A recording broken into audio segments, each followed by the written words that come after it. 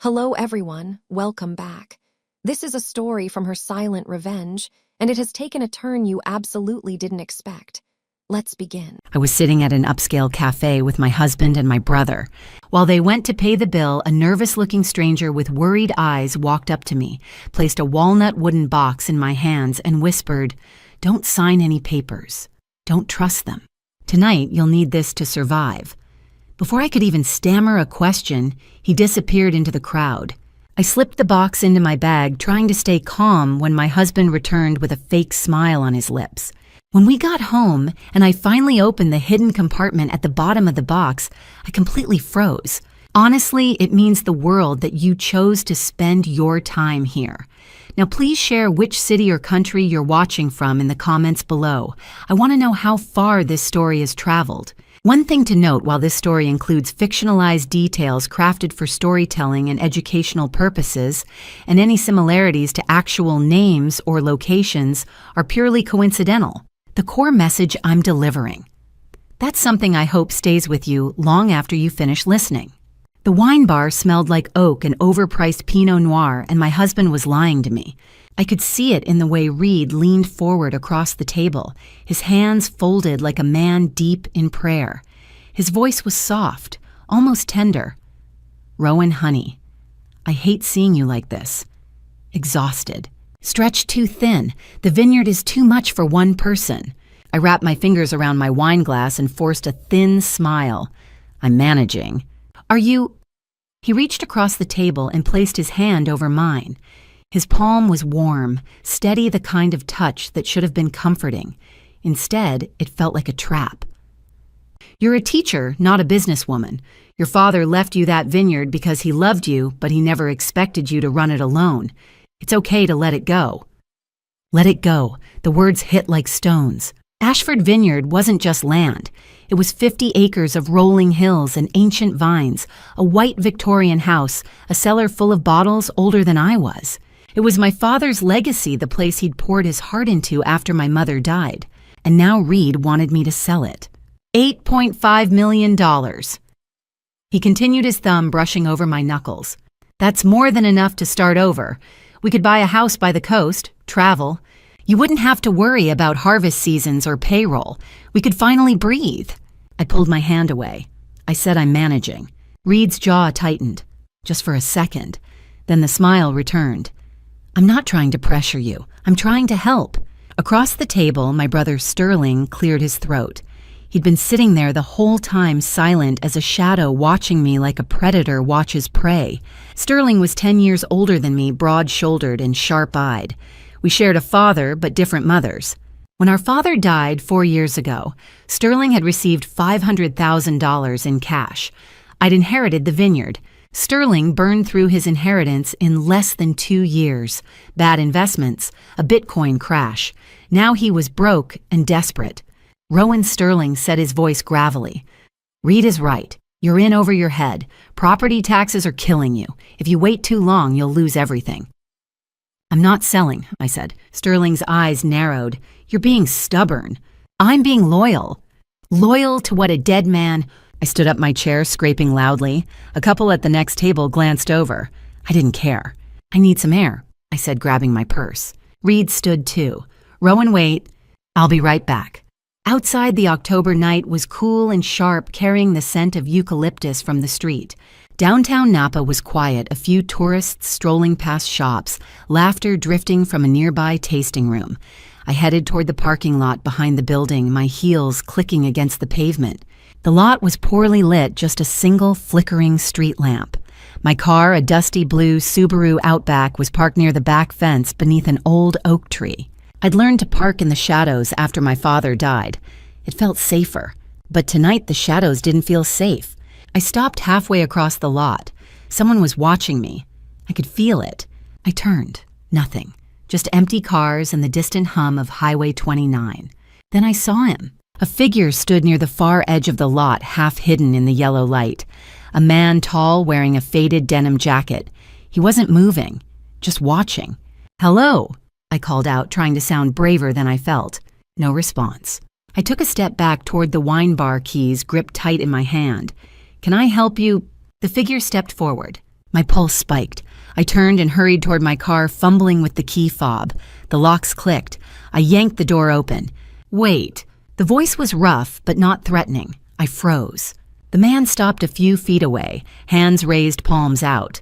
Up close, I could see his face weathered, lined with deep creases, a gray beard covering his jaw.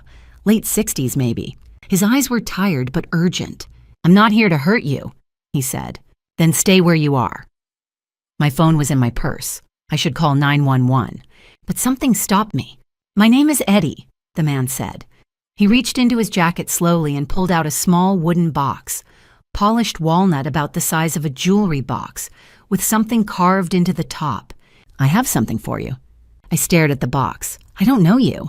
"I know, but I know your husband, and I know what he's planning." My chest tightened. "What are you talking about?" Eddie glanced toward the wine bar, then back to me. His voice dropped. "Your husband is planning to kill you." The words didn't make sense. They hung in the air, too impossible to process. "That's insane," I said, but my voice cracked. "Open this when you're alone," Eddie said, holding out the box. "Everything you need is inside, but you have to trust me. Don't tell anyone, not your husband, not your brother, no one." "Why would I trust you?" Eddie's jaw tightened. "Because if you don't, you'll be dead by the end of the week." Before I could respond, he set the box on the hood of my car and stepped back into the shadows. I blinked, and he was gone. I stood there, heart pounding. Then I grabbed the box, climbed into my car, and locked the doors. My hands shook as I started the engine. I didn't look at the box, not yet, I just drove. The road out of Napa was dark, bordered by vineyards stretching into the Black Hills. I kept checking the rearview mirror, and then I saw it. A black sedan, maybe 3 car lengths back. My stomach dropped. I sped up. The sedan sped up. I made a sharp right onto a side road cutting through a vineyard. Gravel sprayed. The sedan followed. I turned again this time onto an access road I barely knew. My Subaru rattled, but I didn't slow down. When I checked the mirror again, the sedan was gone. I forced myself to breathe. "You're paranoid." But Eddie's words echoed. "Your husband is planning to kill you." By the time I pulled into my driveway, my nerves were shot. The white Victorian sat dark against the sky except for the porch light. I'd left in a hurry. No other lights. Now the darkness felt wrong. I grabbed the box, ran up the porch steps, fumbled with the keys. The lock finally gave. I slipped inside, slammed the door, threw the deadbolt. For a moment, I just stood there, back against the door chest, heaving. Then I turned on every light in the house. The kitchen was the brightest room in the house, and I still didn't feel safe. Every light blazed overhead fixture, pendant lamps, even the small bulb above the stove. The room glowed like midday, but the shadows in my mind were darker than ever. I sat at the kitchen table, the wooden box in front of me, my hands flat on either side of it, like I was trying to keep it from flying away. Or maybe I was trying to keep myself from running. The box was beautiful in a way that felt wrong. Polished walnut, smooth as glass with careful joinery at the corners. Carved into the top in elegant script were 5 words, "Truth will prevail, 2024. I didn't want to open it, but Eddie's voice echoed in my head. "Your husband is planning to kill you." I took a breath and lifted the lid. Inside, nestled in dark velvet, were 3 things: a gold wedding band, a micro SD card no bigger than my thumbnail, and a folded piece of paper covered in cramped handwriting. The wedding band stopped me cold. It was Reed's ring, the one he wore every day, the one that never left his finger except when he showered. I'd seen it 1,000 times, the brushed gold surface, the slight wear along the edges. But this ring was heavier than I remembered. I picked it up, turning it slowly under the light.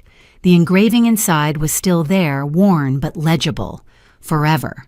M and R. Our initials. Our promise. I almost put it down. Then I felt it, a faint ridge along the inner band, barely noticeable unless you were looking for it. I pressed gently and the ring twisted open. A hidden compartment. So small I would have missed it if I hadn't been searching. Inside, a tiny slot held the SD card in place, and beneath it, the paper had been folded impossibly tight. My hands shook as I unfolded the letter. The handwriting was precise.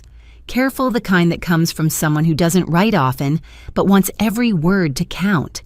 I read it once, then twice, my heart hammering harder with each line. "Dear Rowan, My name is Eddie Caruso. I am Reed's father. 35 years ago, I abandoned my wife and 3-year-old son because I was an alcoholic. I was a coward. I have been sober for 11 years, but I can never undo the damage I caused. 3 years ago, I begged Reed to forgive me. He allowed me to work at the vineyard, not as his father, but as an employee, a handyman, someone invisible. I thought I could rebuild our relationship slowly. I thought he had become a good man. Then, on September 23, 2022, I witnessed something I can never unsee. I was repairing the irrigation system late at night when I heard screaming from the wine cellar.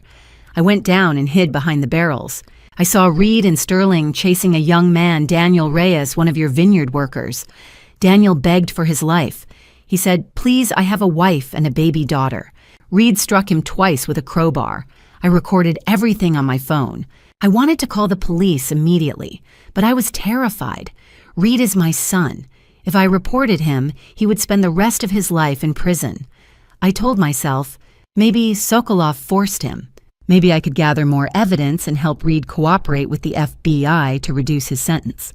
For 2 years, I collected evidence, audio recordings, photos, videos, hoping to find proof that Reed was a victim, not a willing participant. But 3 months ago, I overheard a phone call between Reed and Sokolov. Reed said, "I'll kill Rowan myself, make it look like a car accident. Then I'll inherit everything, $8.5 million from the vineyard, $3 million from her life insurance. Enough to pay Sokolov and start over with Marlowe." He wasn't being coerced. He was a willing murderer. That was the moment I knew I cannot save my son, but I can save you. I failed as a father. I will not fail as a human being. Daniel Reyes had a 2-year-old daughter who will grow up without her father because of my son. I will not let another innocent person die. Contact FBI agent Sawyer Reed. 415-555-0147. Give her the SD card. Testify. Survive. I am sorry I could not protect you sooner. Eddie Caruso. I read the letter 3 times before it sank in.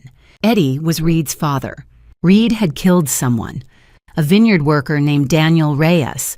A man with a wife and a baby daughter. And now Reed was planning to kill me. My stomach lurched.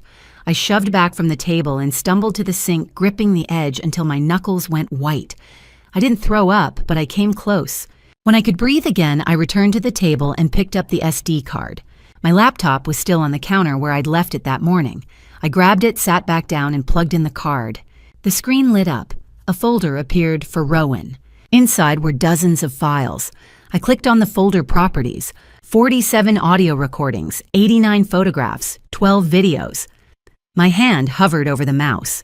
Part of me wanted to slam the laptop shut, throw the card in the trash, pretend I'd never seen it. But I couldn't. I clicked on the first video file. The timestamp read September 17th, 2024, 1 month ago. The screen filled with grainy footage security camera quality taken from a hidden angle. Reed stood in what looked like a storage room talking to Sterling. Their voices were muffled but clear enough. Sterling Sokolov called. The buyers confirmed. $200 million, Thursday, October 19th, Oakland Port Pier 47. Reed, good. But we have a problem. Rowan's asking questions. She saw the delivery truck last week. If she starts digging, Sterling, then we handle it, same way we handled Daniel. Reed, car accident. Highway 29 mile marker 52. I'll cut the brake line Wednesday night. She'll be gone by Friday morning. The video ended. I sat frozen, my hands locked on the laptop. My vision blurred. I couldn't feel my legs. Reed was going to kill me. Not in some vague, distant future. This week, Wednesday night, 2 days from now. I clicked on the next video. The timestamp was recent October 15th, 2024. Yesterday.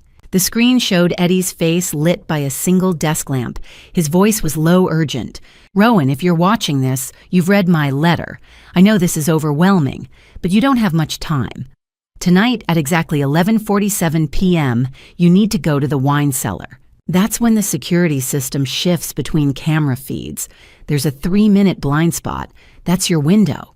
Go to row 7. Find bottle 217 Chateau Margaux 1996. Turn it clockwise. 3 full rotations. You'll understand when you do it." Reed and Sterling have been using your vineyard for something much worse than you realize.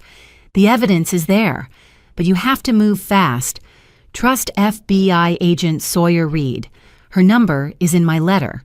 She's been investigating Sokolov for 3 years. She'll protect you. I'm sorry, Rowan. I wish I could do more, but this is all I have. Please, survive. The screen went black. I looked at the clock on the laptop, 11:32 p.m. 15 minutes. My heart slammed against my ribs. I didn't have time to think, to plan, to call anyone. If Eddie was right, if there was evidence in the wine cellar, if the security cameras had a blind spot, I had to go now. I grabbed my phone, shoved it in my pocket, and ran for the cellar door. 11:47 p.m. I had 3 minutes to find row 7 before the cameras switched back on. The wine cellar was colder than I remembered, and the air smelled like damp stone and thyme. I descended the steep stone staircase, my hand gripping the iron railing, my phone's flashlight cutting through the darkness. The bulb overhead was dim, barely enough to cast shadows across the rows of wine racks stretching from floor to ceiling. My father had loved this cellar. He'd spent hours down here cataloging bottles, organizing vintages, talking about tannins and terroir like they were the most important things in the world. Now, standing in the place he'd built, I felt like I was trespassing in a tomb. I forced myself to focus. Row 7, bottle 217. The cellar was larger than most people expected, 30 feet long, lined with wooden racks holding hundreds of bottles. I moved quickly, scanning the labels. Row 1, row 2. My breath came fast, fogging in the cold air. Row 3, row 4. 11:48. My heart slammed against my ribs. 2 minutes left. Row 5, row 6, and then row 7. I stopped my flashlight, sweeping across the bottles. Most were California wines, Napa Cabernets, Oregon Pinots, a few imports from France. I scanned the labels, counting. Bottle 201, 205, 210. Where was 217? 11:49. 1 minute. My hands shook as I kept searching. 213. 215, 216. There. Bottle 217, Chateau Margaux, 1996. The label was faded, the edges curling with age. Dust clung to the glass like a second skin. I reached for it, my fingers brushing over the cool surface. Eddie's instructions echoed in my head. Turn it clockwise. 3 full rotations. I wrapped my hand around the neck of the bottle and twisted. Once. The bottle resisted slightly, then gave way with a soft, grinding sound, not the sound of glass on wood, but something deeper, mechanical. Twice.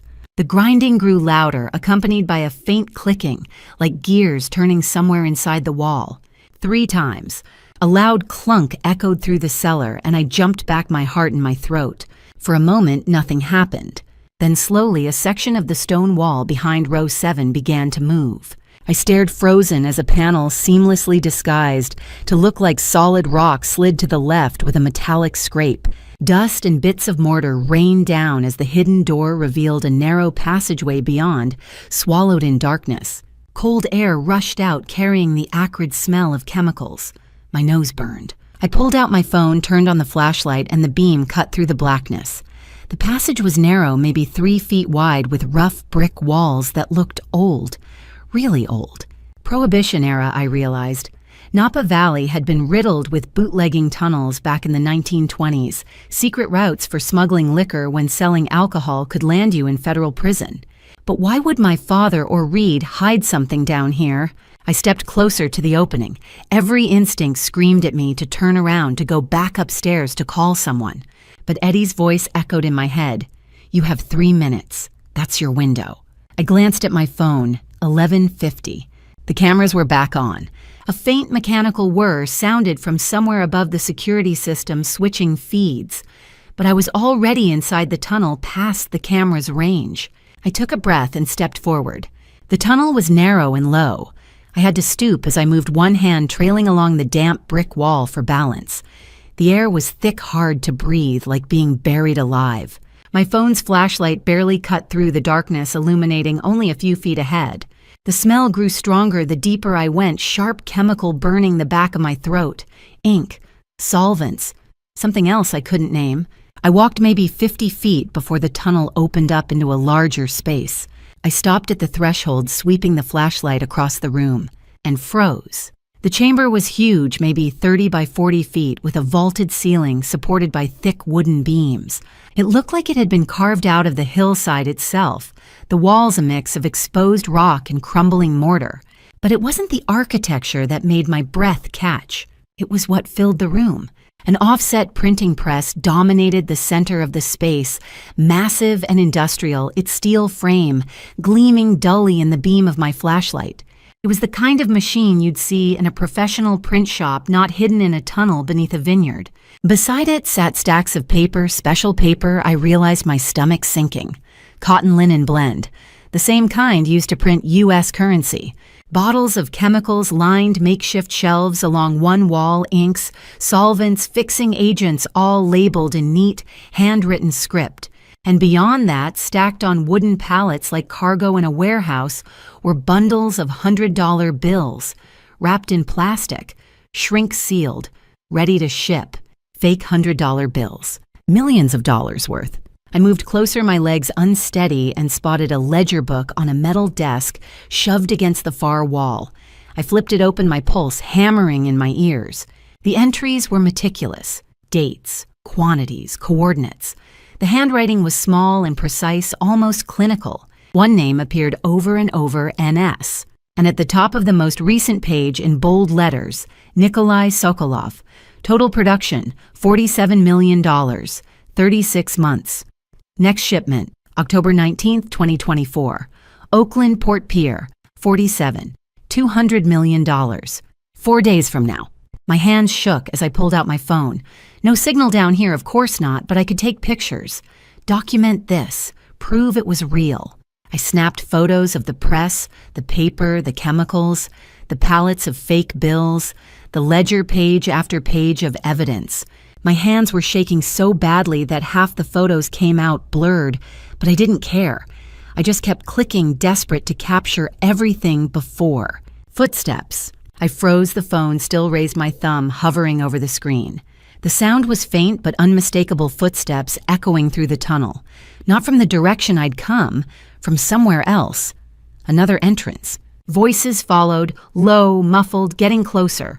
Panic surged through me. I pocketed the phone and spun around the flashlight beam, jerking wildly across the walls.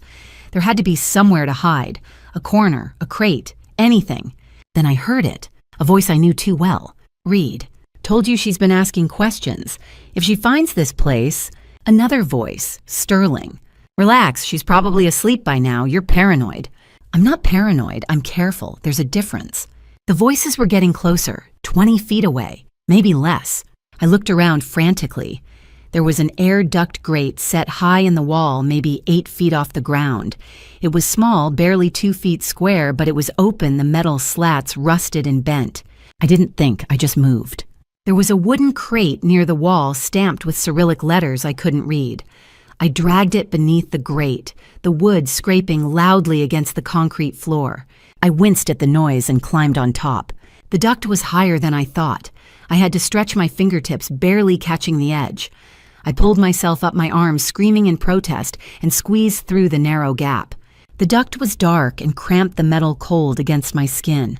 I crawled forward a few feet, just far enough to get clear of the opening, and pressed myself flat. Below me, the voices grew louder. Reed and Sterling stepped into the chamber. I pressed myself flat against the cold metal of the air duct, barely breathing, and watched them through the rusted grate below. Reed stood in the center of the chamber, hands on his hips, surveying the room like a king inspecting his kingdom. Sterling moved to the desk, flipping through the ledger I'd just been photographing. The overhead light, a single bare bulb hanging from the ceiling, cast harsh shadows across their faces. I didn't dare move.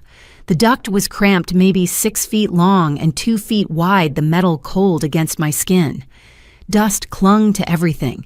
My phone was still in my pocket, the photos I'd taken burning like evidence against my thigh. If they looked up, if they saw the displaced crate beneath the grate. But they didn't look up. "Everything's on schedule," Sterling said, closing the ledger. His voice echoed in the stone chamber. "Sokolov called an hour ago. The buyer's confirmed. 200 million Thursday night Oakland port. Reed nodded, running a hand through his hair. Good. We're cutting it close, but we'll make it. What about the transport? Sterling asked. Victor's coordinating. Yeah, he's got the truck lined up. Container leaves the port at midnight Friday. By the time anyone notices, it'll be halfway to St. Petersburg. My chest tightened. St. Petersburg. Russia. This wasn't just a local operation.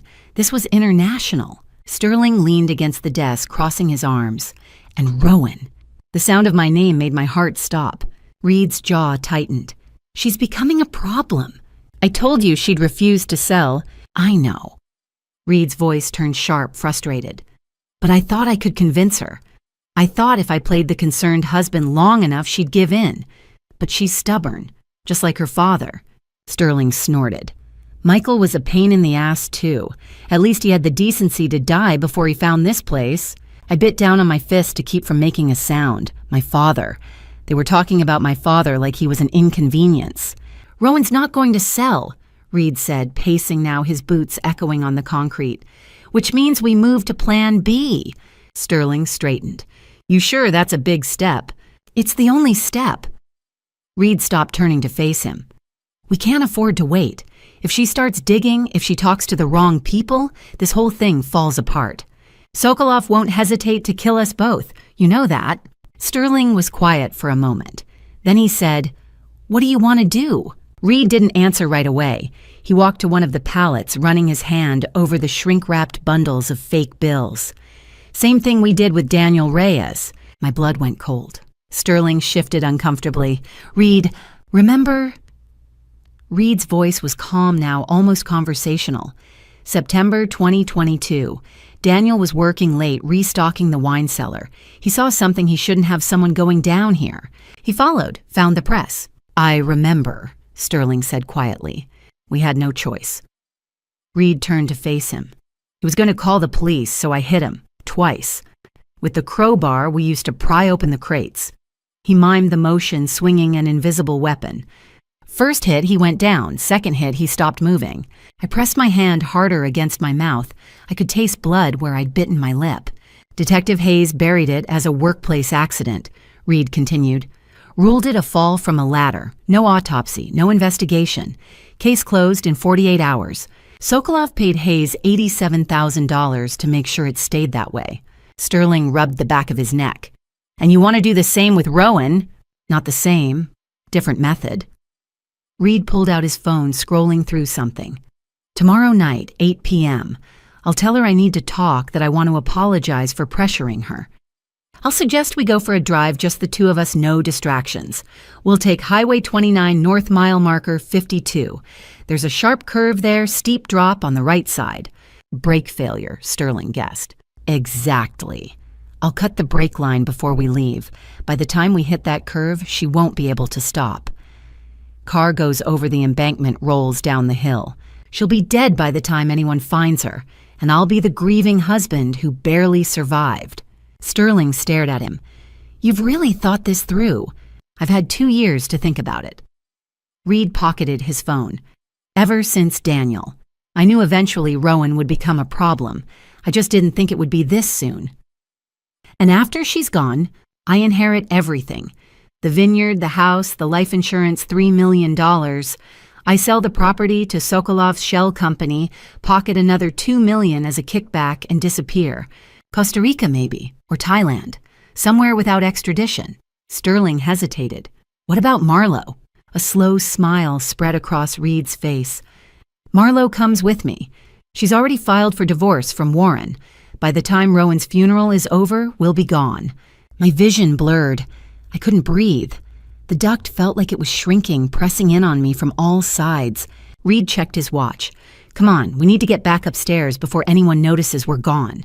Sterling nodded. They moved toward the far end of the chamber, where I now saw a second tunnel entrance, one I hadn't noticed before.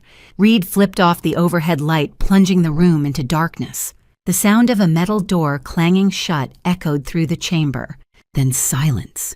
I stayed frozen in the duct, my heart hammering so loud I was sure it would give me away. I counted to 60. Then another 60. My legs were cramping, my arms numb from holding myself still, but I didn't dare move. Finally, when I was sure they were gone, I crawled backward through the duct and dropped down onto the crate. My legs nearly gave out. I grabbed the edge of the crate to steady myself, then climbed down my hands, shaking so badly I almost fell. The chamber was pitch black. I pulled out my phone, turned on the flashlight, and ran. The tunnel felt longer on the way back, the walls pressing in the darkness. Absolute. I stumbled twice, catching myself against the damp brick, my breath coming in short, panicked gasps. When I finally reached the wine cellar, I shoved the hidden door closed behind me. The grinding gears echoed through the cellar as the stone panel slid back into place. I didn't stop. I bolted up the stairs through the kitchen, up the second flight of stairs to my bedroom. I slammed the door, locked it, and collapsed onto the floor, my back against the wall. My phone was still in my hand, the screen glowing in the dark room. Reed was going to kill me. Tomorrow night, 8 p.m. I had less than 24 hours. I pulled up the contacts list on my phone, my hands shaking so badly I could barely scroll. Eddie's letter had said to call FBI agent Sawyer Reed. The number was burned into my memory, 415-555-0147. I stared at the screen, my thumb hovering over the call button. If I called now at 1 a.m, would she even answer? Would she believe me? Or would she think I was some paranoid woman having a breakdown? But what choice did I have? Reed had killed Daniel Reyes. He was planning to kill me. And if I didn't do something, if I didn't call for help, I'd be dead by Friday morning. I took a breath and pressed call. The phone rang once, twice. My hand shook so badly I almost dropped it. I sat on the floor of my bedroom, my back pressed against the locked door, the only light coming from the glowing screen in my palm. The house was silent except for the faint creak of old wood settling and the pounding of my heart. Pick up, please pick up. 3 rings. What if she didn't answer? What if Eddie had given me the wrong number? What if... Click. This is Agent Reed, FBI, Organized Crime Unit. The voice was calm, steady, professional. A woman's voice with the kind of authority that made you believe she'd heard every desperate call, every panicked confession, and knew exactly what to do. I opened my mouth, but no sound came out. My throat was too tight. "Hello," Agent Reed said. "Is someone there?" I forced myself to speak. "My name is Rowan Clark." The words came out shaky, broken. "Eddie Caruso told me to call you. My husband is planning to kill me." There was a brief pause. Then, "Mrs. Clark, I've been waiting for you to call." The relief that washed over me was so sudden, so overwhelming, that I almost started crying. She knew. She believed me. I wasn't alone. Eddie contacted us 3 weeks ago. Agent Reed continued, her tone shifting to something gentler, but no less serious. "He provided preliminary evidence about your husband's activities. We've been monitoring Reed Clark and his associates since then. But we need more. We need you. He's going to kill me tomorrow night." I said, my voice breaking. 8 p.m., Highway 29 mile marker 52. He's going to cut the brake line on my car and make it look like an accident. "How do you know this?" I told her. All of it. The wooden box Eddie had given me, the micro SD card, the wine cellar, the hidden tunnel, the counterfeiting operation, $47 million in fake bills, the printing press, the ledger with Sokolov's name. And then tonight, hiding in the air duct while Reed and Sterling stood below me and planned my murder. Agent Reed didn't interrupt. She listened, and I could hear her typing fast, efficient keystrokes that told me she was documenting every word. When I finished, there was a long silence.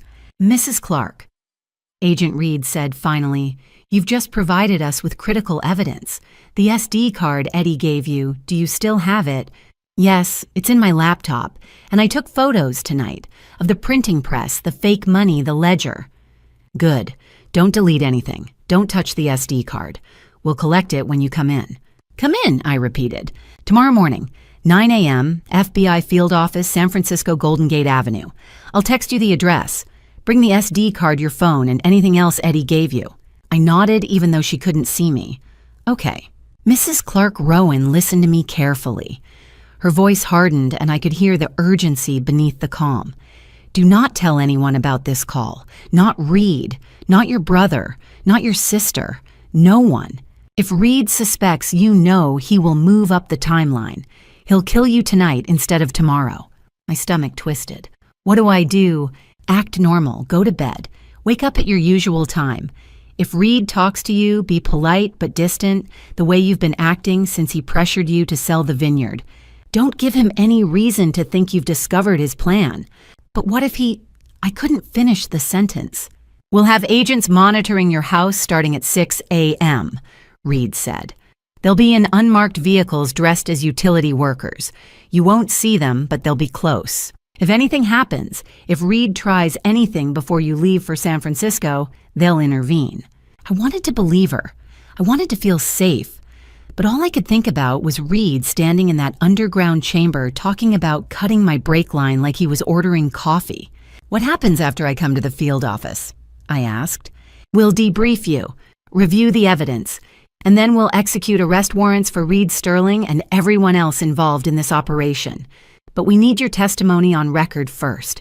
Without that, the defense can argue the evidence was planted or fabricated. You're the key witness, Rowan. You're the one who can make this case stick. The weight of it settled over me like a blanket made of lead. Key witness. My testimony would send my husband to prison for life. My husband, who had killed a man named Daniel Reyes, who was planning to kill me. I'll be there, I said. Good. I'll see you at 9. Agent Reed paused. Rowan, I know this is terrifying, but you did the right thing by calling. You're going to survive this, I promise. I wanted to believe her. I really did. Thank you, I whispered. Get some rest if you can. We'll talk tomorrow. The line went dead. I sat there for a long time, the phone still pressed to my ear, the screen dark. Then I set it down on the floor beside me and pulled my knees to my chest. Agent Reed had said to act normal, to go to bed. But how was I supposed to sleep knowing Reed was somewhere in this house, maybe downstairs, maybe already in bed planning my murder? I forced myself to stand. My legs were shaky, my whole body trembling with exhaustion and adrenaline. I climbed into bed fully clothed, pulling the blanket up to my chin, even though I wasn't cold. The room was dark except for the faint glow of the digital clock on the nightstand, 1:47 a.m. I stared at the ceiling, listening. Every sound became a threat. The house settling, the wind rattling the windows, the creak of a floorboard somewhere downstairs. Was that Reed? Was he awake? Did he know I'd been down in the cellar?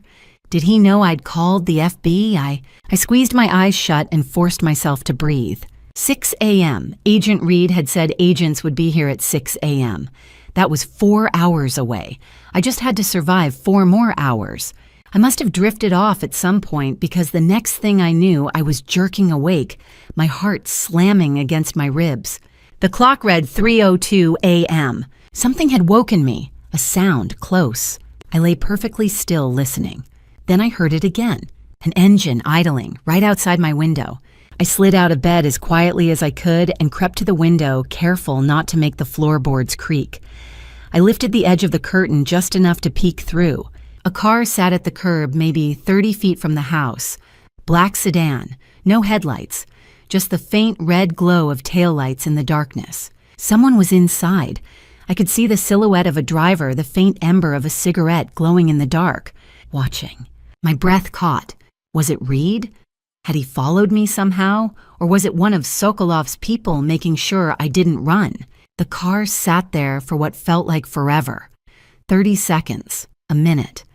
My hand gripped the curtain so tightly my fingers went numb. Then the headlights flicked on. The car shifted into reverse, backed slowly down the street, and disappeared into the night. I let the curtain fall and stumbled back to the bed, my legs barely holding me up. Someone was watching the house, and I had no idea who. I didn't sleep after the car disappeared. By 7 a.m., I was dressed and ready to leave, my hands still shaking as I grabbed the SD card and my phone. I told myself I was just being paranoid. The car could have been anyone, a neighbor, a lost driver, someone turning around in the cul-de-sac. But deep down, I knew better. Someone had been watching. I left through the back door, avoiding the front of the house where Reed might see me from the bedroom window. My Subaru was parked in the driveway, covered in morning dew. I climbed in, locked the doors, and pulled out onto the empty street. The drive to San Francisco took 90 minutes, but it felt like seconds. I kept checking the rearview mirror looking for the black sedan. Every car behind me felt like a threat, but nothing followed. By the time I parked near the FBI field office on Golden Gate Avenue, my hands ached from gripping the steering wheel. The building was imposing concrete and glass unmarked except for a small plaque by the entrance. I walked through the revolving doors and up to the security desk where a stern-faced officer checked my ID and made a call. "Mrs. Clark," he said, "someone will be down to meet you." I waited in the sterile lobby, my heart pounding, until an elevator opened and a woman stepped out. Agent Sawyer Reed was exactly as I'd imagined, from her voice, mid to late 40s, with short gray hair and sharp, intelligent eyes that seemed to take in everything at once. She wore a dark blazer over a white blouse, her FBI badge clipped to her belt. "Mrs. Clark," she said, extending a hand. Her grip was firm, steady. "Thank you for coming." I nodded, not trusting my voice. Reed led me to the elevator and up to the 4th floor. We walked down a hallway lined with closed doors until we reached a conference room near the end. Inside, a man was already seated at a long table, a laptop open in front of him. "This is Agent Logan," Reed said as she closed the door behind us. "He's our tech specialist." Logan looked up and nodded. He was maybe 40, with dark hair graying at the temples and wire-rimmed glasses. "Mrs. Clark," he said quietly, "I'm sorry for your loss." I wasn't sure what he meant. I hadn't lost anyone yet, but I nodded anyway and sat down. Reed took the seat across from me, folding her hands on the table. "I know this is overwhelming, but I need you to tell me everything. Start with the box." So I did. I told her about Eddie appearing in the parking lot, the wooden box with the ring and the SD card, the letter explaining who he was. I told her about the wine cellar, the hidden tunnel, the counterfeiting operation, $47 million in fake bills stacked on pallets. And then I told her about hiding in the air duct, listening to Reed and Sterling plan my murder. When I finished, Reed and Logan exchanged a look. "This is it," Logan said quietly, taking the SD card from my trembling hand and sliding it into his laptop. "This is what we've been waiting for." The laptop chimed. A folder appeared on the screen. Logan clicked through the files, his eyes scanning rapidly. 47 audio recordings, 89 photographs, 12 videos. He looked up at Reed. "This is enough to indict Reed Clark for murder, counterfeiting, conspiracy, and a dozen other charges." Reed leaned forward. "Mrs. Clark Rowan, you've just given us everything we need. But we still need your testimony. You're the one who witnessed the operation firsthand. You're the one who heard Reed confess to killing Daniel Reyes." I swallowed hard. "What happens now?" My phone buzzed on the table. I glanced down. A text message from a number I recognized. "Quinn Rowan, I need to talk. About Reed. I can't hide anymore." Reed's eyes sharpened. "Who is that?" "My sister," I said. "My half-sister, Quinn." Reed reached for the phone, reading the message. "Does she know about Reed's plans?" "I don't know. We haven't been close since our father died." Reed stood. "Call her. Tell her to meet us, now." "Where?" "We'll send agents to pick her up. Tell her to wait at her apartment. Don't explain anything over the phone." My hands shook as I typed back, "Where are you, FBI wants to talk." 3 dots appeared. Then, "I'm at home. Please, Rowan. I'm scared." Reed was already on her phone giving orders. "Send a team to Quinn Gray's address. Bring her to the safe house in Napa. No sirens, no marked vehicles." She hung up and looked at me. "We'll take you both to a secure location. If Quinn has information, we need to hear it before Reed realizes what's happening." 2 hours later, we were in a small ranch-style house on the outskirts of Napa, surrounded by empty fields and a single dirt road. The place was plain beige walls, basic furniture, heavy curtains drawn over every window. 2 agents I didn't recognize stood guard outside. Quinn arrived in the back of an unmarked sedan. When she stepped out, I barely recognized her. She looked smaller than I remembered her face, pale, her eyes red and swollen. She wore jeans and an oversized sweater, her hair pulled back in a messy ponytail. "Rowan," she whispered when she saw me. I didn't move. I didn't know what to say. Reed gestured to the table. "Ms. Gray, have a seat." Quinn sat down across from me, her hands folded in her lap, trembling. For a long moment, no one spoke. Then Quinn broke. "I owe Reed money," she said, her voice cracking. $150,000. I borrowed it in 2021 to open a real estate company. It went bankrupt in 2022. Tears streamed down her face. He threatened me. He said if I didn't pay him back, he'd report me to the IRS. I falsified my income on the loan application. It's a federal crime. He said I'd get 5 years in prison. Reed's expression didn't change. And he made me spy on you, Quinn said, looking at me. For 2 years, he told me to report your schedule, your phone calls, your emails. He wanted to know everything you were doing. I didn't want to, Rowan, I swear, but I was so scared. Last night, Reed interrupted. Did Reed contact you? Quinn nodded, wiping her eyes. He called me at midnight. He said, tomorrow night, 8 p.m., Highway 29. Car accident. Keep your mouth shut or you'll go to prison with me. And she looked at me, her voice breaking. I knew what he meant. He was going to kill you. And if I told anyone, he'd destroy me. The room was silent except for the sound of Quinn's quiet sobs. Reed leaned forward. Ms. Gray, you've just admitted to multiple federal crimes. Bank fraud, tax evasion, obstruction of justice. You're looking at 10 to 15 years in prison. Quinn's face went white. But Reed continued. If you cooperate, if you testify against Reed, provide evidence, and sign a cooperation agreement, the U.S. attorney will recommend a reduced sentence, 6 years. Parole eligible after 4. Quinn stared at her. 6 years? You'll serve time, Reed said bluntly, but you'll also be helping us take down a major criminal organization. That counts for something. Quinn looked at me. Rowan, I'm so sorry. I know I don't deserve your forgiveness, but I had to tell you. I couldn't let him kill you. I didn't answer. I couldn't. Part of me wanted to scream at her to blame her for every sleepless night, every moment of fear. But another part of me saw the truth. She'd been trapped just like I was. Reed slid a document across the table. This is the cooperation agreement. Read it, sign it, and then we'll collect the evidence from your apartment. Quinn picked up the pen, her hand shaking, and signed. The safe house smelled like stale coffee and disinfectant. I sat across from Quinn in the small living room, watching her fidget with the edge of her sweater. Reed and Logan stood near the door, ready to move. It was 11:30 in the morning on October 17th, and we were about to drive to Quinn's apartment in Napa to collect evidence that might help build the case against Reed. Quinn looked exhausted. Dark circles shadowed her eyes, and her hands trembled slightly as she set down her mug. I'd spent the last 12 hours trying to process everything Reed planning to kill me. Eddie's confession, the counterfeit operation in my wine cellar. And now this, my half-sister, caught in Reed's web of threats and blackmail. You ready? Reed asked Quinn gently. She nodded, standing slowly. Yeah, let's get this over with. We took 2 cars. Reed drove Quinn and me in an unmarked sedan, while Logan followed in his own vehicle. The drive to Quinn's apartment took 20 minutes. She lived in a modest 2-bedroom unit on the edge of Napa's downtown, in a building that had seen better days. The paint on the exterior was peeling and the parking lot had cracks running through the asphalt like veins. Quinn unlocked the door and stepped inside first. The apartment was neat but sparse IKEA furniture, a few framed photos on the wall, a laptop on the kitchen counter. It felt lonely, like a place someone stayed but didn't really live. The filing cabinet is in my bedroom, Quinn said quietly, leading us down a short hallway.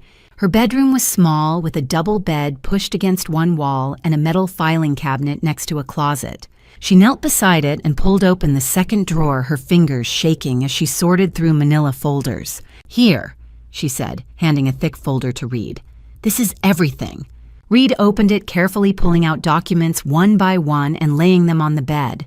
Logan set up a portable scanner on the dresser and started photographing each page with his phone as backup. The first document was the loan contract, dated March 15, 2021. Quinn's signature at the bottom and Reed's next to it. $150,000 with an 8% annual interest rate, due in full by March 15, 2024.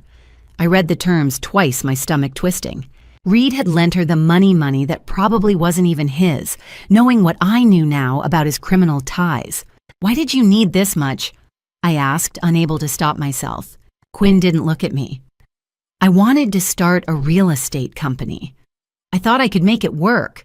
I had clients lined up a business plan. But the market shifted in 2022 and everything fell apart. I lost it all within a year. Reed pulled out the next document, a payment ledger handwritten in Quinn's neat script. She'd made 5 payments over 2 years totaling $30,000. The remaining balance, $120,000. That's a lot of money to still owe, Logan said, scanning the ledger. I know, Quinn whispered.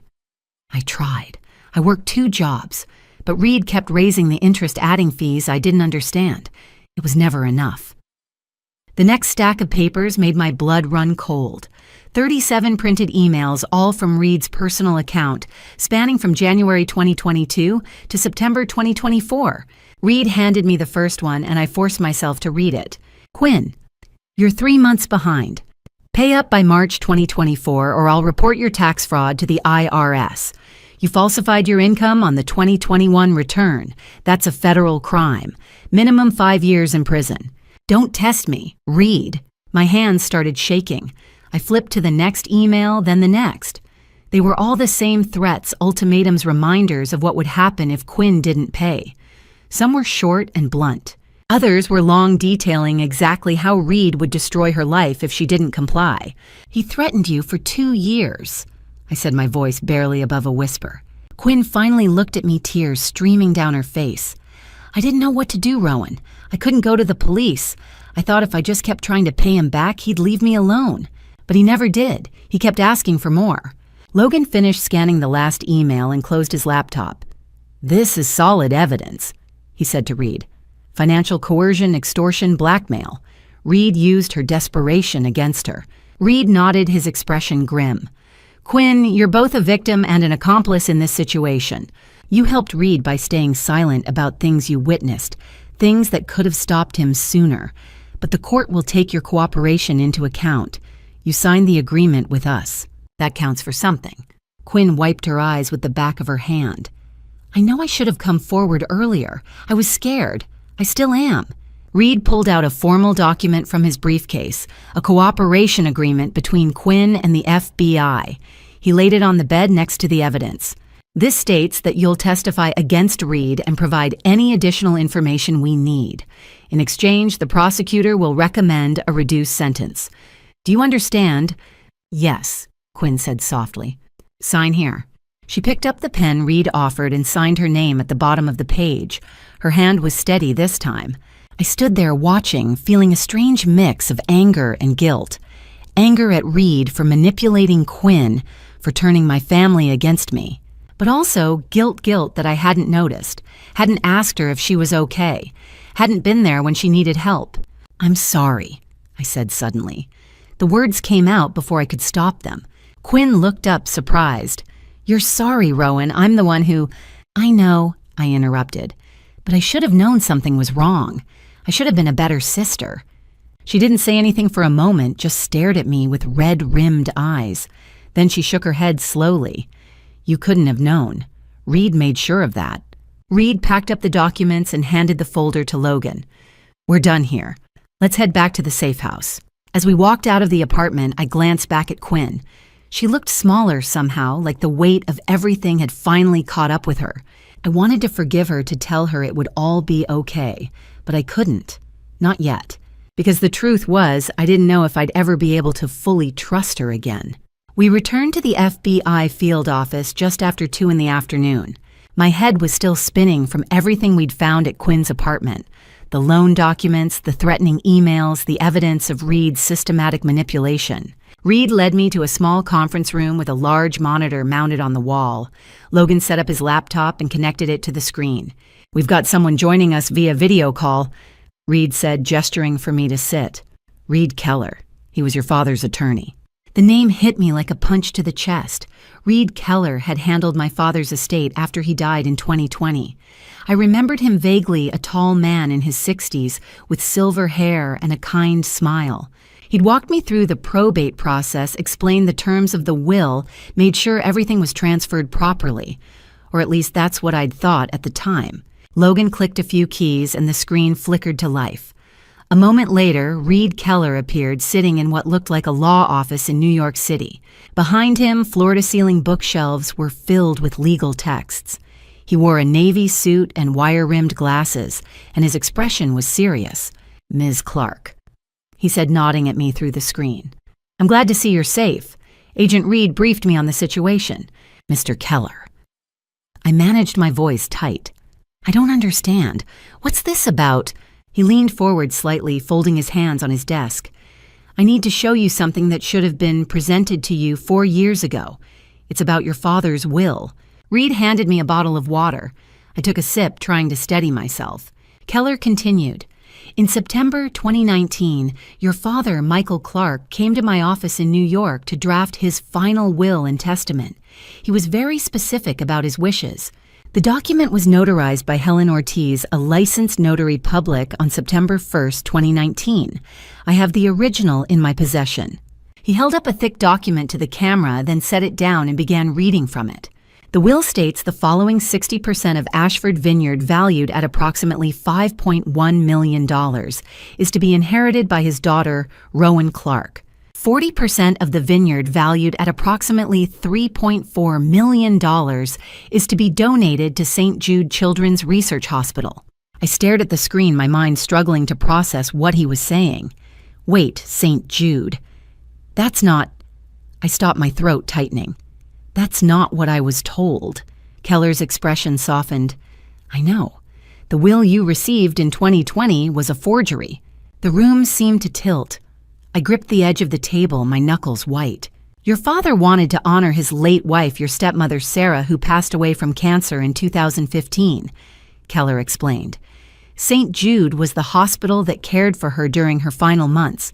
Michael wanted to give back. It was his way of keeping her memory alive. Tears stung my eyes. I remembered Sarah, warm, patient, always smiling even when she was sick.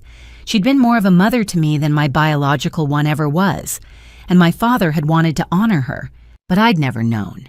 So what happened? Reed asked, his voice cutting through my thoughts. Keller pulled out another document and held it up to the camera. This is the will that was filed with the probate court in 2020. It's nearly identical to the original, except for one critical difference.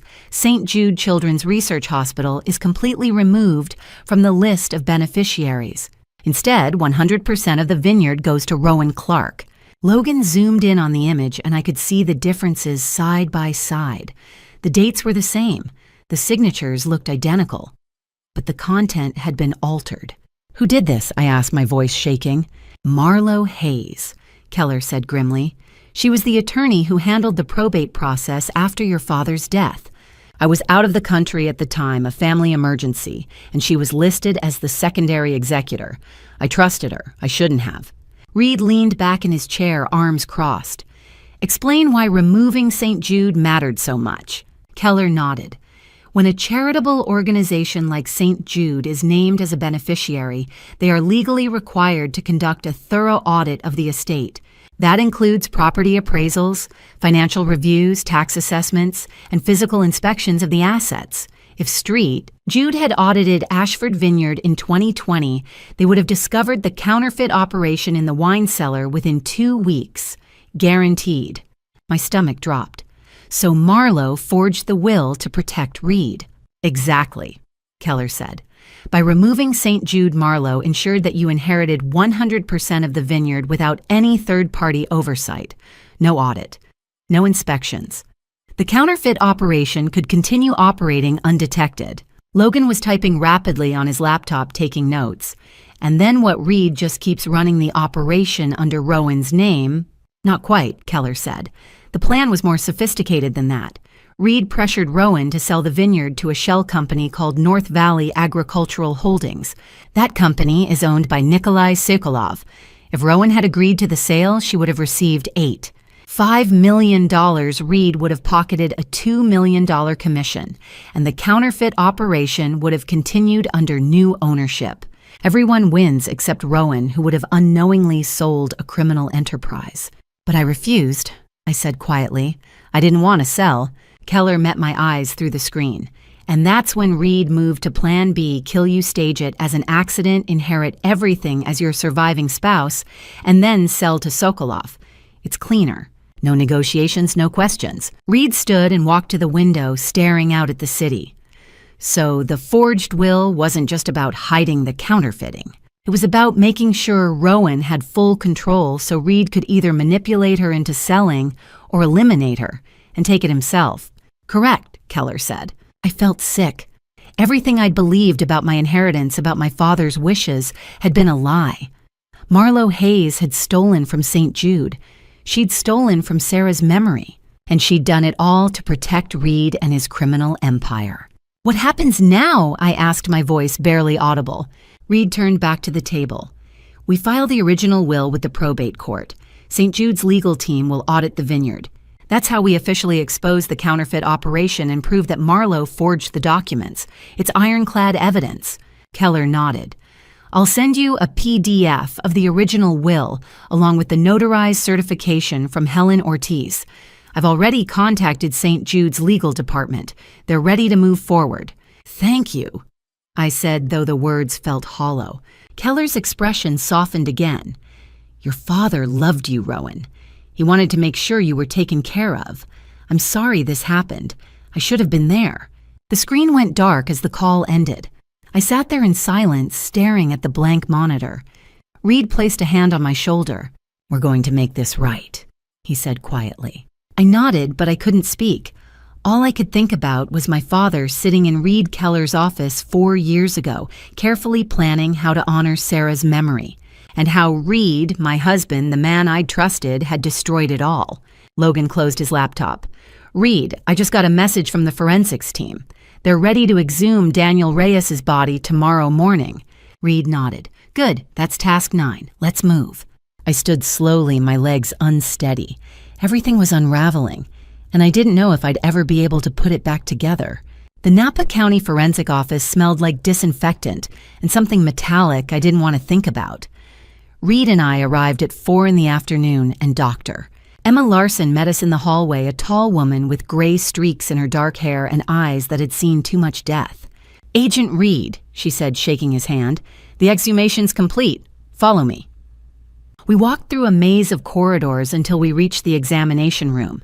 Inside, under harsh fluorescent lights, lay the skeletal remains of Daniel Reyes on a steel table.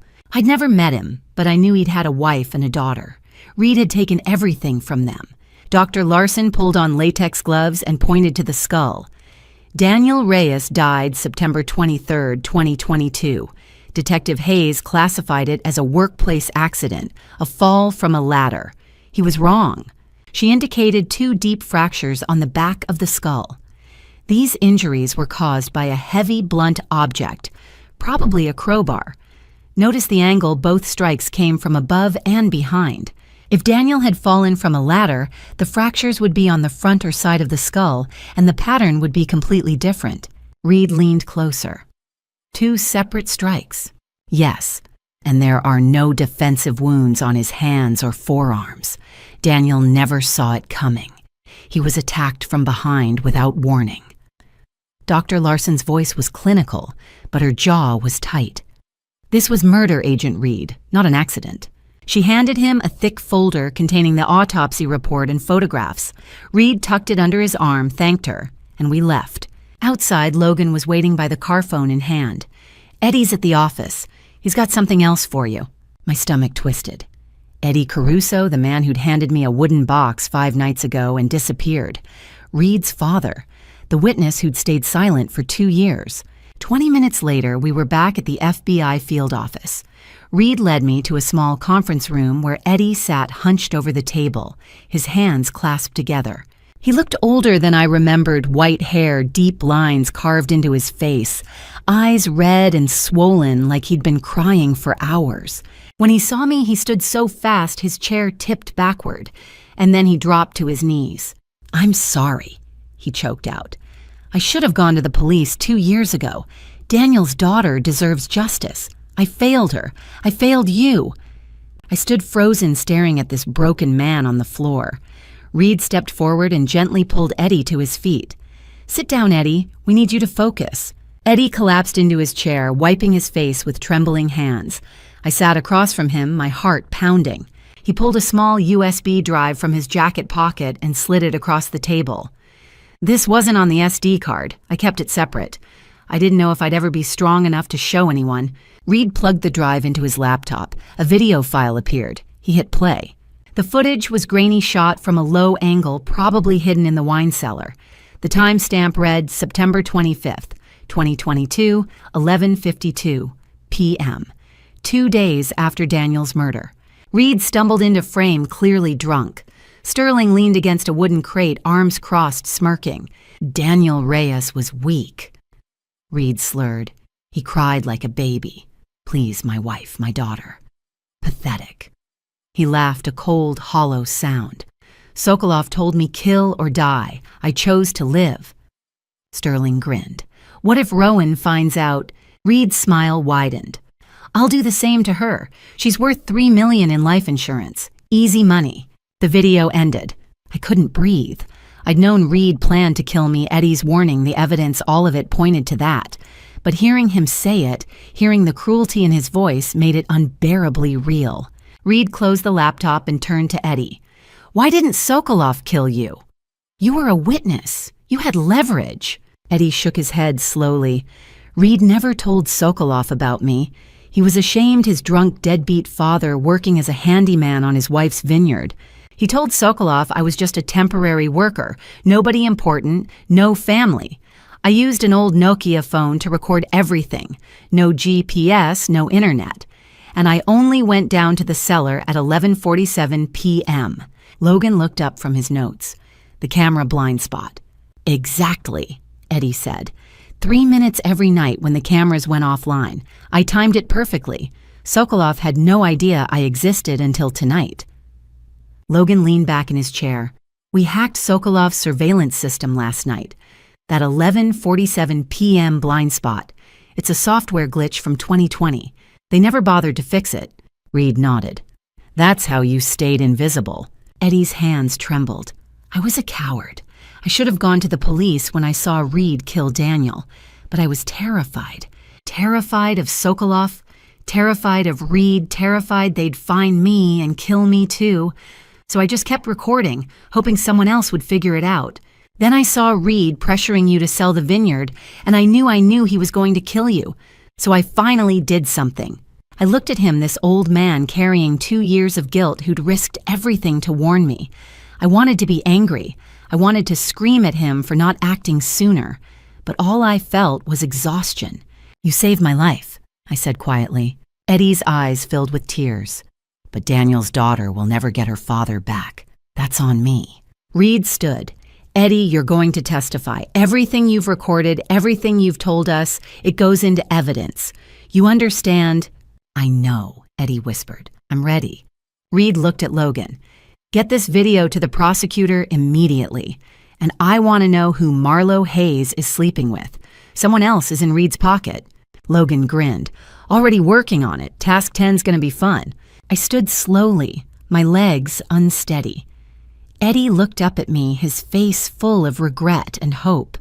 I didn't know if I could forgive him, but he'd given me the truth, and that was more than Reed had ever done. The surveillance van smelled like cold coffee and stale pizza.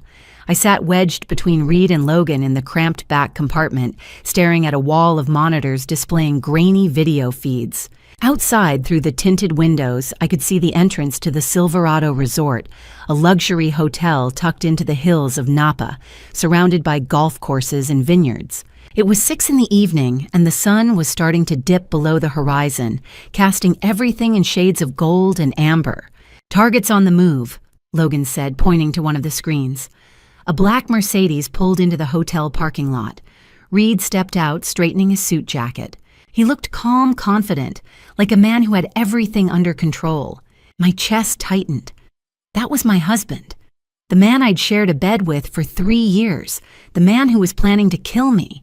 Second vehicle incoming, another agent said from the front seat. A silver Lexus pulled in beside the Mercedes. A woman got out, tall, mid-40s blonde hair pulled back in a sleek bun. She wore a dark blazer and heels. Marlo Hayes. Reed leaned forward, his eyes locked on the screen. There she is. Who is she to him?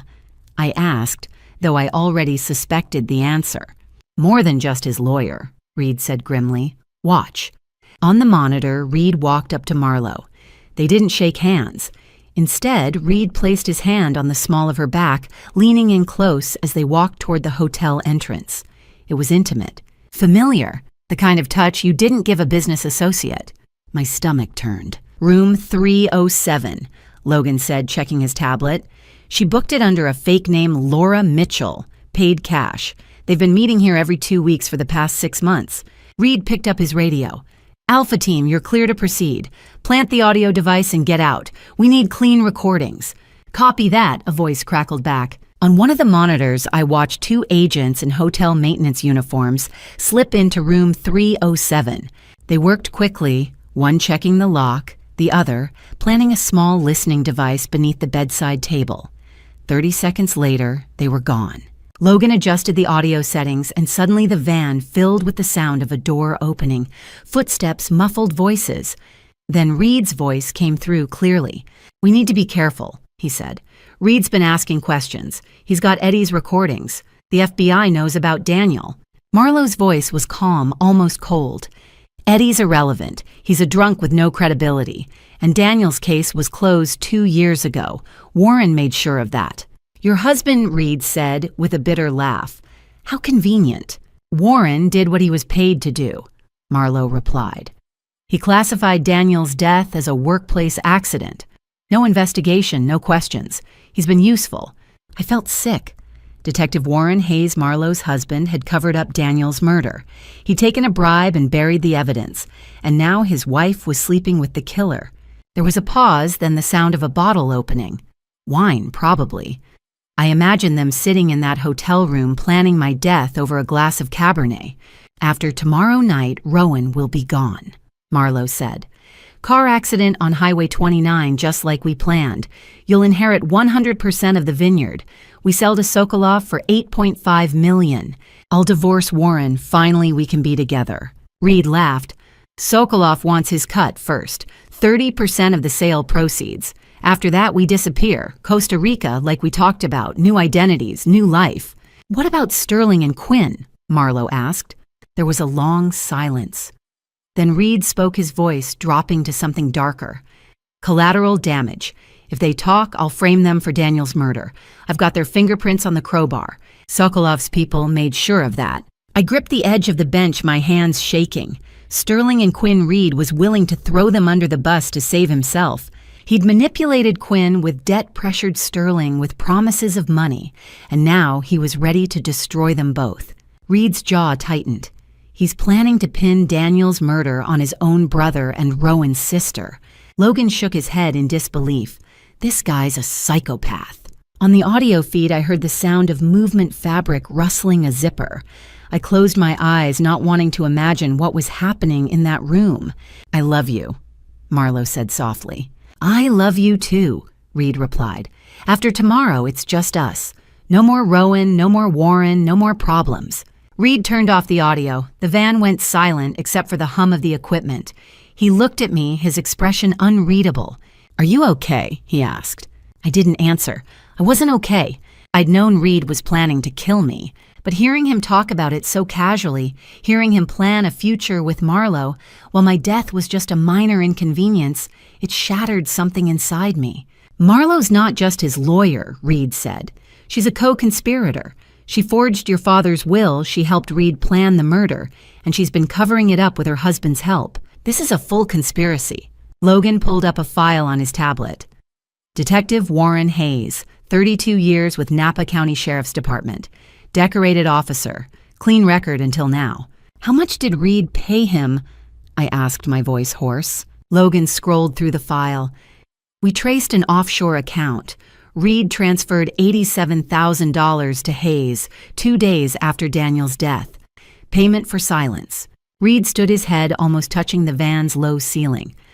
"We need to bring Hayes in for questioning. If Marlowe's been manipulating the investigation through her husband, we need to know how deep this goes." "Do you think Hayes knows about the affair?" I asked. Reed shook his head. "Probably not. Marlowe's smart.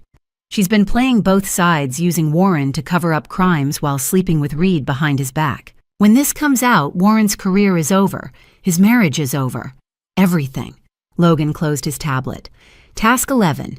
We investigate Hayes, find out how much he knows, how much he's been paid, and whether he's still taking orders from Marlowe."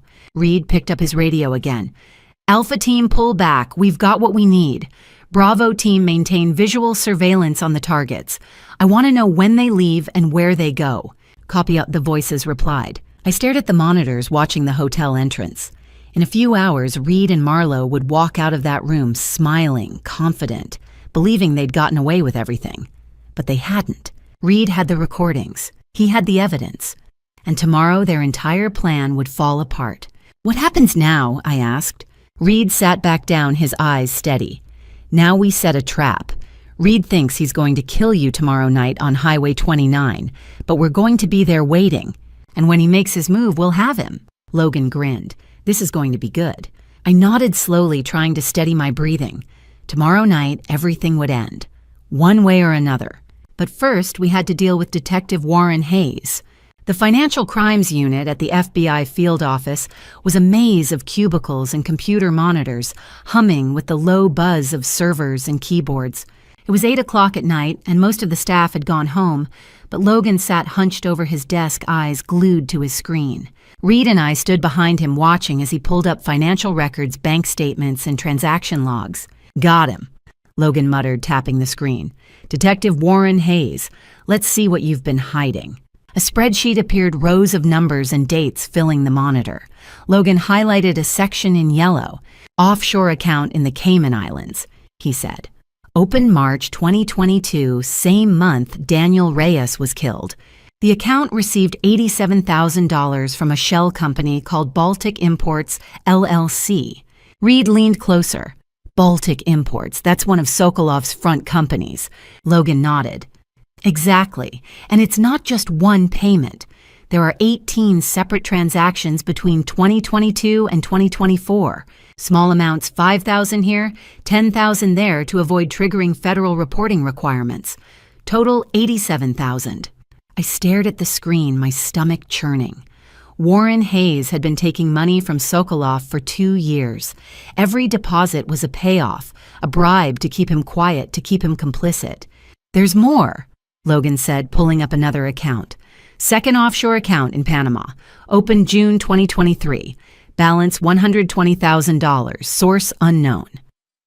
Reed crossed his arms. "Unknown or hidden?" "Hidden," Logan said. "The transfers were routed through 3 different banks in 3 different countries. Whoever set this up knew what they were doing, but I traced it back. The original source, another Sokolov shell company, Nordic Trade Solutions." Reed shook his head slowly. "Hayes isn't just corrupt. He's been on Sokolov's payroll for years." "Why would Hayes risk everything?" I asked. "He's a decorated cop, 32 years on the force. Why throw it all away for Sokolov?" Logan pulled up another file. "That's where it gets interesting. Let me show you something." A police report appeared on the screen. Arrest record: Emma Hayes, 19 years old, arrested August 14th, 2021, for possession of 150 grams of cocaine with intent to distribute. The mugshot showed a young woman with dark hair and frightened eyes. She looked like her father, same sharp jawline, same serious expression. "Hayes's daughter," Reed said quietly. Logan scrolled down. She was facing a felony charge, federal offense. If convicted, she was looking at 5 to 10 years in prison. But then something strange happened. He pulled up another document, a case dismissal form dated September 22nd, 2021. "The cocaine disappeared from the police evidence locker," Logan said. "Just vanished. No explanation, no internal investigation. Without the physical evidence, the prosecutor had no case. The charges were dropped. Emma Hayes walked free. No record, no conviction, nothing." I felt a chill run down my spine. Sokolov made the evidence disappear. "Exactly," Reed said. "Sokolov saved Hayes' daughter, and in return, Hayes owed him. Big time." Logan closed the file and leaned back in his chair. When Daniel Reyes was murdered in September 2022, Hayes was the responding officer. He classified the death as a workplace accident within 48 hours. No autopsy, no forensic examination, no follow-up investigation. He closed the case before anyone could ask questions. Reed's jaw tightened. Hayes is Sokolov's inside man. He's been protecting the operation for 2 years. "And his wife?" I asked. "Marlowe, does she know?" Logan pulled up another file, a marriage certificate. Warren Hayes and Marlowe Hayes married June 2018, then financial records. joint bank accounts, mortgage payments, credit cards. Hard to say, Logan said. Their finances are mostly separate. Marlo has her own accounts, her own income from her law practice. But there's overlap. Hayes transferred $20,000 to Marlo's account in January 2023. No explanation. Reed frowned. Payment, or just a husband helping his wife. Could be either, Logan admitted. But here's what we know for sure. Marlo forged Michael Clark's will in 2020 to remove St. Jude from the inheritance. She's been Reed's lawyer and his lover for at least 6 months. And her husband, Warren Hayes, covered up Daniel Reyes's murder. They're both complicit. I sank into a nearby chair, my head spinning. Reed, Marlo, Warren Hayes, Sokolov. It was a web of corruption and murder, and every thread led back to my vineyard. My father's vineyard. The place he'd built with his own hands now being used to print counterfeit money and destroy lives. What about Emma, I asked. Hayes' daughter, is she involved? Logan shook his head. No evidence of that. She's a student at UC Davis now studying biology. Clean record since 2021. As far as we can tell, she has no idea what her father's been doing. Reed walked to the window, staring out at the city lights. Hayes made a deal with the devil to save his daughter. I almost understand it. But that doesn't excuse what he's done. He covered up a murder. He took bribes. He's been protecting a criminal organization for 2 years. What happens now? I asked. Reed turned back to face me, his expression hard. We bring them all down, tomorrow night. Highway 29 mile marker 52. Reed thinks he's going to stage your death as a car accident. But we're going to be there waiting. We'll have agents and position surveillance in place. When Reed makes his move, we arrest him. And Marlo, and Hayes. All of them. Logan stood, stretching his arms. It's a sting operation. We let Reed think everything's going according to plan. He drives you to the location believing he's about to kill you and inherit the vineyard. But the moment he acts, we move in. Clean arrest, solid evidence. No room for doubt. Reed looked at me. You're the bait Rowan. Are you willing to do this? I thought about Daniel Reyes murdered in my wine cellar. I thought about Eddie recording evidence for 2 years out of guilt and fear. I thought about Quinn manipulated and threatened. I thought about my father whose legacy had been twisted into something dark and ugly. Yes, I said, I'm willing. Reed nodded. Good. Task 12, we plan the trap. Every detail, every contingency. We only get one shot at this. We can't afford to mess it up. Logan grinned. This is going to be one hell of a night. I stood slowly, my legs unsteady. Tomorrow night on Highway 29, everything would come to an end. Reed would try to kill me, and the FBI would be there to stop him. I just hoped I'd survive long enough to see him in handcuffs. The tactical briefing room at the FBI's San Francisco field office was cold and windowless, lit by harsh fluorescent lights. A large conference table dominated the center, surrounded by 12 agents in dark suits, each one armed and ready. At the head of the table stood Reed, his expression grim and focused. Logan sat beside him, laptop open, projecting a detailed map of Ashford Vineyard onto the wall-mounted screen. I sat near the back Eddie Caruso beside me. He looked older in the daylight, his face pale, his hands trembling slightly as he gripped a cup of coffee. This was the man who'd witnessed Reed kill Daniel Reyes, the man who'd spent 2 years recording evidence in secret, and now he was here to help bring his own son to justice. Listen up, Reed said, his voice cutting through the low murmur of conversation. We've got one shot at this. If we screw it up, Reed walks. Rowan dies, and Sokolov's operation keeps running. That's not happening. Understood. Yes, sir, the agents replied in unison. Reed pointed to the projected map. Ashford Vineyard. Approximately 50 acres, main house here. Wine cellar here, stables here. Tonight at 8 p.m., Reed Clark will meet his wife Rowan in the wine cellar. He believes she's agreed to sell the vineyard. He believes he's won. But what he doesn't know is that we'll be waiting. Logan clicked to the next slide, a detailed floor plan of the wine cellar and surrounding buildings. Rowan will wear a microtransmitter hidden in her jacket button, Logan explained. Audio and GPS. We'll hear everything Reed says and we'll know exactly where she is at all times. She'll also wear this. He held up a small device that looked like a wristwatch. Panic button. One press and we breach in 10 seconds. No hesitation. One of the agents raised her hand. What if Reed searches her? What if he finds the wire? Reed nodded. Good question. Rowan, you'll tell him you're nervous that you want to record the conversation for your own legal protection. It's plausible. He might buy it. And if he doesn't, I asked, my voice tight. Then you hit the panic button, Reed said bluntly. We come in fast, but let's hope it doesn't come to that. We need Reed to confess on tape. We need him to talk about Daniel Reyes, about the counterfeit operation, about his plan to kill you. The more he says, the stronger our case. Logan pulled up another slide showing the positions of the 12 FBI agents. Red dots marked their locations around the vineyard. Alpha Team 2 agents in the stables hidden behind hay bales. Bravo Team 3 agents behind wine barrels in the cellar's south corridor. Charlie Team 2 agents on the roof of the main house with long-range audio and visual surveillance. Delta Team 3 agents in unmarked vehicles at the vineyard entrance. An Echo Team, that's me and Reed, will be in the mobile command center parked half a mile away. What about me? Eddie asked quietly. Reed turned to him. You'll be in the tunnel. Secret position 3, the one only you know about. You stay hidden until we give the all clear. If Reed or Sterling goes into the tunnel, you get out through the emergency exit. Do not engage. Understood. Eddie nodded. Understood. Reed looked at me. Rowan, your job is to keep Reed talking. Ask him about Daniel. Ask him why he did it. Make him believe you're scared, confused, willing to cooperate. The more he talks, the more evidence we collect.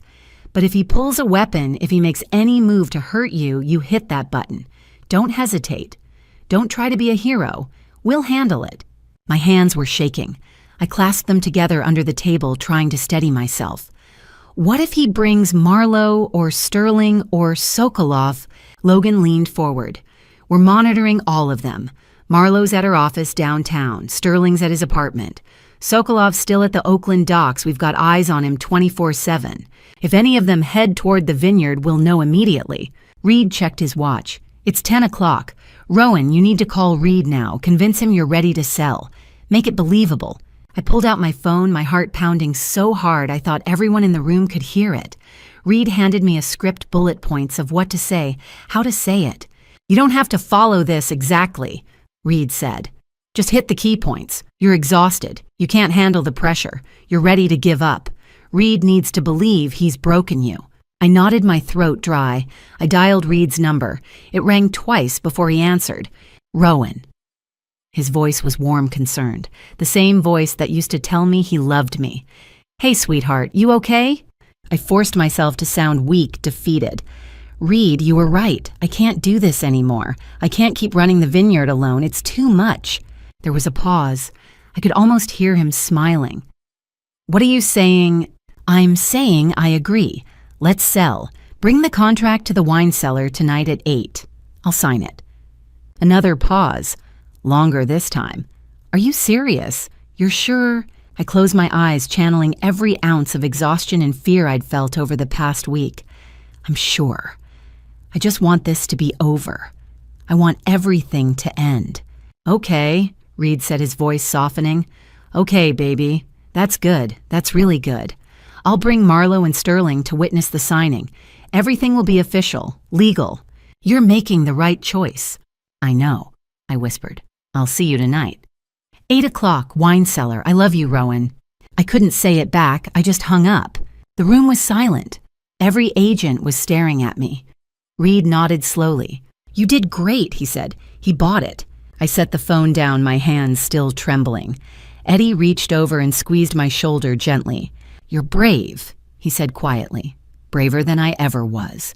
Logan stood closing his laptop. All right, people. We've got 10 hours to get into position. Check your gear, test your comms, and stay sharp. Tonight, we take down Reed, Clark, Marlowe, Hayes, and everyone connected to this operation. Let's make it count. The agents filed out, moving with purpose and precision. Reed stayed behind, walking over to where I sat. You can still back out, he said. If this is too much... No, I interrupted. I'm doing this. For Daniel, for Eddie, for my father, for everyone Reed has hurt. Reed studied my face for a long moment, then nodded. Okay, Get some rest. Tonight's going to be intense. I stood my legs unsteady. Eddie walked beside me toward the door. As we stepped into the hallway, he spoke softly. "When this is over," he said, "I'm going to tell you everything about your father, the man he was before the vineyard, before the money, the man who loved you more than anything." Tears stung my eyes, but I nodded. I'd like that. We walked out into the daylight. Somewhere across the city, Reed was celebrating. He thought he'd won. He thought tonight would be the night he finally got everything he wanted. But he was wrong. Tonight the trap would spring, and Reed Clark's world would come crashing down. Before I walked into that wine cellar that night alone, face to face with the man who had planned to kill me, leave the word "safe" in the comments below if you believe I survived. I need to know you're still with me on this journey. Please note what happens next contains dramatized elements crafted to convey the message. If this content isn't right for you, feel free to stop the video here. I walked down the stone steps into the wine cellar at exactly 8 o'clock. My heart was pounding so hard I could barely breathe. The micro transmitter was hidden in my jacket button, and the panic button was strapped to my wrist beneath my sleeve. Somewhere outside, 12 FBI agents were in position, watching, waiting. Eddie was hidden in the tunnel behind secret passage number 3. Reed and Logan were in the mobile command center half a mile away, listening to every word through my wire. I flipped on the overhead lights. The cellar came alive, rows of oak barrels, stone walls lined with bottles, the faint smell of fermenting grapes. I stood in the center of the room near the long wooden table where my father used to host wine tastings. My hands were trembling. I clasped them together, trying to look calm. At 8:05, I heard footsteps on the stairs. 3 people descended into the cellar. Reed came first, dressed in a dark suit, his expression confident and relaxed. Behind him was Sterling, looking nervous, his eyes darting around the room. And finally, Marlo Hayes, carrying a leather briefcase, her blonde hair pulled back her face, cold and professional. "Rowan," Reed said, smiling. "I'm glad you came to your senses." I didn't respond.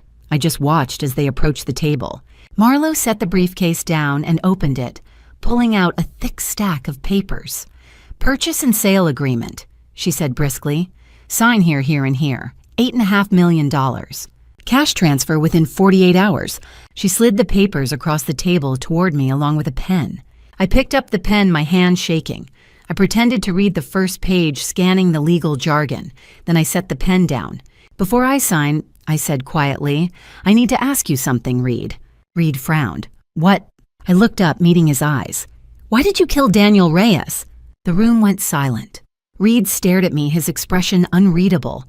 Sterling's face went pale. Marlo's jaw tightened.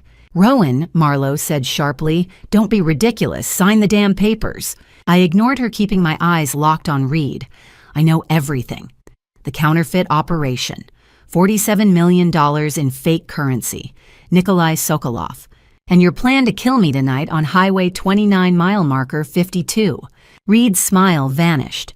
He stood slowly, his hand moving to his jacket. When he pulled it back, he was holding a Glock 19. "You're too smart for your own good," he said coldly. I took a step back, my hand brushing against the panic button on my wrist. My fingers hovered over it, ready to press. But before I could move, a hidden panel in the stone wall behind me slid open with a low, grinding sound. Everyone turned. Eddie Caruso stepped out from the secret passage, holding a double-barreled shotgun aimed directly at Reed. "Put the gun down, son," Eddie said, his voice steady and cold. Reed's face went white. "Dad." "I told you to stop," Eddie said. "I begged you, but you wouldn't listen. I won't let you kill another innocent person." Reed hesitated, the Glock still raised. His eyes darted between Eddie and me, calculating, weighing his options. "Reed," Sterling stammered, backing toward the stairs. "What the hell is going on?" "Shut up," Reed snapped. Marlo reached for her phone, but Eddie shifted the shotgun toward her. "Don't even think about it." The tension was suffocating. I could feel my pulse hammering in my ears. Reed's finger twitched on the trigger. And then chaos. The cellar exploded with sound and light. FBI agents poured in from every direction, through the main entrance, through side doors I didn't even know existed, down from the upper storage rooms. Red laser sights cut through the dim light, dozens of them converging on Reed, Sterling, and Marlowe. FBI, drop your weapon, hands in the air. Reed's voice boomed through the cellar, amplified by a megaphone. Reed froze the Glock still in his hand. For a moment I thought he might try to shoot, but then he saw the agents, 12 armed men and women surrounding him, weapons, drawn faces, hard and unforgiving. He dropped the gun. It clattered to the stone floor. "On your knees now," an agent shouted. Reed sank to his knees, his face twisted with rage and disbelief. Sterling dropped beside him, hands raised, tears streaming down his face. Marlowe stood motionless, her expression icy, her lips pressed into a thin line. 3 agents moved in quickly, cuffing Reed's hands behind his back. 2 more cuffed Sterling. Logan himself stepped forward and cuffed Marlowe, his voice calm and businesslike as he read her rights. "Reed Clark, you are under arrest for conspiracy to commit murder, attempted murder, obstruction of justice, and operating a counterfeit currency operation. You have the right to remain silent. Anything you say can and will be used against you in a court of law." Reed didn't respond. He just stared at me, his eyes burning with hatred. Sterling was sobbing. "I didn't want to do it. He made me.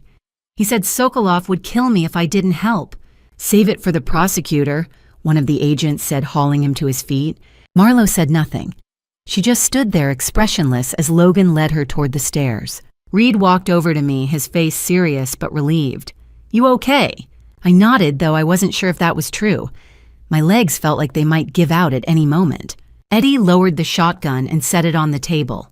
He walked over to me slowly, his eyes red and wet. "It's over," he said quietly. "You're safe now." I collapsed against him, my body shaking with sobs I'd been holding in for days. Eddie wrapped his arms around me, holding me steady. "It's over," he repeated. "You're safe." Outside, I heard the sound of car doors slamming, engines starting. The agents were loading Reed, Sterling, and Marlowe into separate FBI vehicles. Reed stood near the cellar entrance, coordinating with his team over the radio. Logan appeared at the top of the stairs, looking down at me. "Rowan, we need to get you out of here. We've still got one more problem." I looked up, wiping my eyes. "What problem?" "Sterling wants to make a deal," Logan said. "He's willing to testify, but he says there's something we need to see in the tunnel. Something that could blow this whole case wide open." Reed turned to Eddie. "Show us." Eddie nodded, picking up a flashlight from the table. "Follow me." We walked toward the hidden panel Eddie had emerged from. He pushed it open, fully revealing a narrow stone corridor disappearing into darkness. "What's down there?" Reed asked. Eddie's expression was grim. "The heart of the operation. If Sokolov finds out we're here, he'll blow it all up remotely. We've got maybe 30 minutes before he realizes something's wrong." Reed glanced at Logan, then back at Eddie. "Then we move fast, task 14. We secure the tunnel and get Sterling's confession on record. Let's go." We descended into the darkness, the walls closing in around us. And somewhere deep below, I knew the final secrets of Ashford Vineyard were waiting to be uncovered. Reed was handcuffed and shoved into the back of an armored FBI transport van. His face was pressed against the wire mesh window eyes, burning with rage as agents slammed the door shut. Sterling sat in a separate vehicle, sobbing into his hands. Marlowe was already loaded into a third van, silent and stone-faced. I stood near the edge of the vineyard driveway, watching it all unfold. Eddie was beside me, his hand on my shoulder. Reed was coordinating with his team over the radio, barking orders about evidence collection and prisoner transport. And then, boom, the wine cellar exploded. A massive fireball erupted from the ground, shooting flames 50 feet into the air. The shockwave hit me like a physical blow, knocking the air from my lungs. The earth trembled beneath my feet. Windows shattered in the main house. Debris, chunks of stone, splintered wood, twisted metal rained down across the vineyard. "Get down!" Eddie shouted, yanking me to the ground. He threw himself over me as burning fragments fell around us. Agents scattered, diving behind vehicles and wine barrels. Reed crouched behind the mobile command center, shielding his head. Logan stumbled out of the van, laptop clutched to his chest, eyes wide with shock. The explosion echoed across the valley, a deep, booming roar that seemed to go on forever. When it finally stopped, there was only the crackling of fire and the ringing in my ears. Eddie helped me sit up. My forehead was bleeding a small cut from flying debris. He pressed his sleeve against it, his face pale. "You okay?" he asked. I nodded, though I wasn't sure. My hands were shaking. My ears were still ringing. Logan scrambled back into the command van, typing furiously on his laptop. Reed ran over, shouting into his radio. "What the hell just happened?" Reed demanded. Logan's face was lit by the glow of his screen. "I've got it. Detonation signal traced. It came from Oakland remote activation via satellite phone." Reed's jaw clenched. "Sokolov, he's destroying the evidence." The wine cellar was completely gone. Where my father's tasting room had stood, where I'd hosted tourists and poured wine and shared stories, there was now only a smoking crater. The counterfeit printing press, the $47 million in fake currency, the ledgers, the equipment, all of it obliterated. And then from inside one of the FBI vans, a voice screamed, "I'll talk. I'll tell you everything. Sterling." Two agents yanked open the van door. Sterling stumbled out, his face streaked with tears, his body trembling. He dropped to his knees on the gravel driveway, hands still cuffed behind his back. "Please," he sobbed. "I don't want to die. I'll tell you everything." Reed crouched in front of him. "Start talking." Sterling's words came out in a rush, frantic and desperate. "Sokolov tonight, Oakland, Port Dock 47, Container 7 Alpha, $200 million in counterfeit currency. He's loading it onto a cargo ship right now, departure time 10:30 p.m. If he gets into international waters, you'll never catch him." Reed checked his watch. 8:52 p.m., 1 hour and 38 minutes. He stood grabbing his radio. "All units converge on Oakland Port Dock 47. Lethal force authorized. Coast Guard seal the bay. Helicopter units wheels up now." The response was immediate. Agents sprinted to their vehicles. Engines roared to life. 3 black SUVs peeled out of the vineyard, sirens blaring. In the distance, I heard the deep thrum of helicopter rotors spinning up. Reed turned to Logan. "Get 50 agents to that dock. I want SWAT tactical and the bomb squad. If Sokolov's got explosives, I want them disarmed before he can blow another hole in this city." "On it," Logan said already on his phone. I stood slowly, my legs unsteady. Eddie helped me to my feet. Blood was still trickling down my forehead, but I didn't care. I walked toward Reed. "I'm coming with you," I said. Reed looked at me, his expression hard. "Mrs. Clark—" "Don't call me that," I interrupted. "And I'm not asking. I'm coming. This is my vineyard, my father's legacy. Sokolov destroyed it. I want to see him arrested." Reed studied my face for a long moment. Then he glanced at Eddie. Eddie nodded. "Let her come, she's earned it." Reed sighed, then gestured toward one of the SUVs.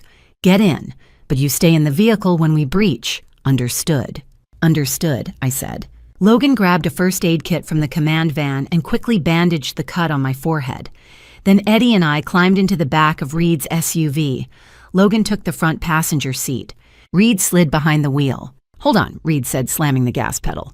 The SUV shot forward, tires screeching on the gravel. We rocketed down the vineyard driveway and onto the main road, sirens, wailing lights flashing. Behind us, a convoy of FBI vehicles followed, black SUVs, armored vans, unmarked sedans. In the sky above, 3 helicopters banked sharply, heading west toward Oakland. Reed's radio crackled. "Coast Guard Cutter Steadfast and Cutter Vigilant are en route. ETA 15 minutes. They'll form a blockade at the mouth of the bay." "Copy that," Reed replied. "Do not let that cargo ship leave U.S. waters." I stared out the window as we raced through the darkening hills. The vineyard was behind us now, a column of smoke rising into the night sky. Everything my father had built, everything I'd tried to protect, was gone. But Sokolov wasn't gone, not yet. And if we didn't stop him in the next 90 minutes, he never would be. Eddie reached over and squeezed my hand. "We'll get him," he said quietly. I nodded, my jaw set. "We have to." Reed's voice cut through the silence. "Task 15, Oakland raid. This is it. We take down Sokolov. We seize the counterfeit shipment, and we end this operation for good." The SUV roared down the highway, headlights cutting through the darkness. Ahead of us, the lights of Oakland glittered on the horizon. And somewhere in those docks, Nikolai Sokolov was waiting. 15 black SUVs rolled into Oakland Port at 9:30 p.m., headlights off, engines purring low. We moved in silence, a dark convoy threading through rows of shipping containers stacked like steel mountains. The air smelled like salt and diesel. In the distance, massive cranes stood against the night sky, their lights glowing like distant stars. Reed drove slowly, eyes locked on the road ahead. Logan sat beside him, monitoring live feeds from the helicopters circling overhead.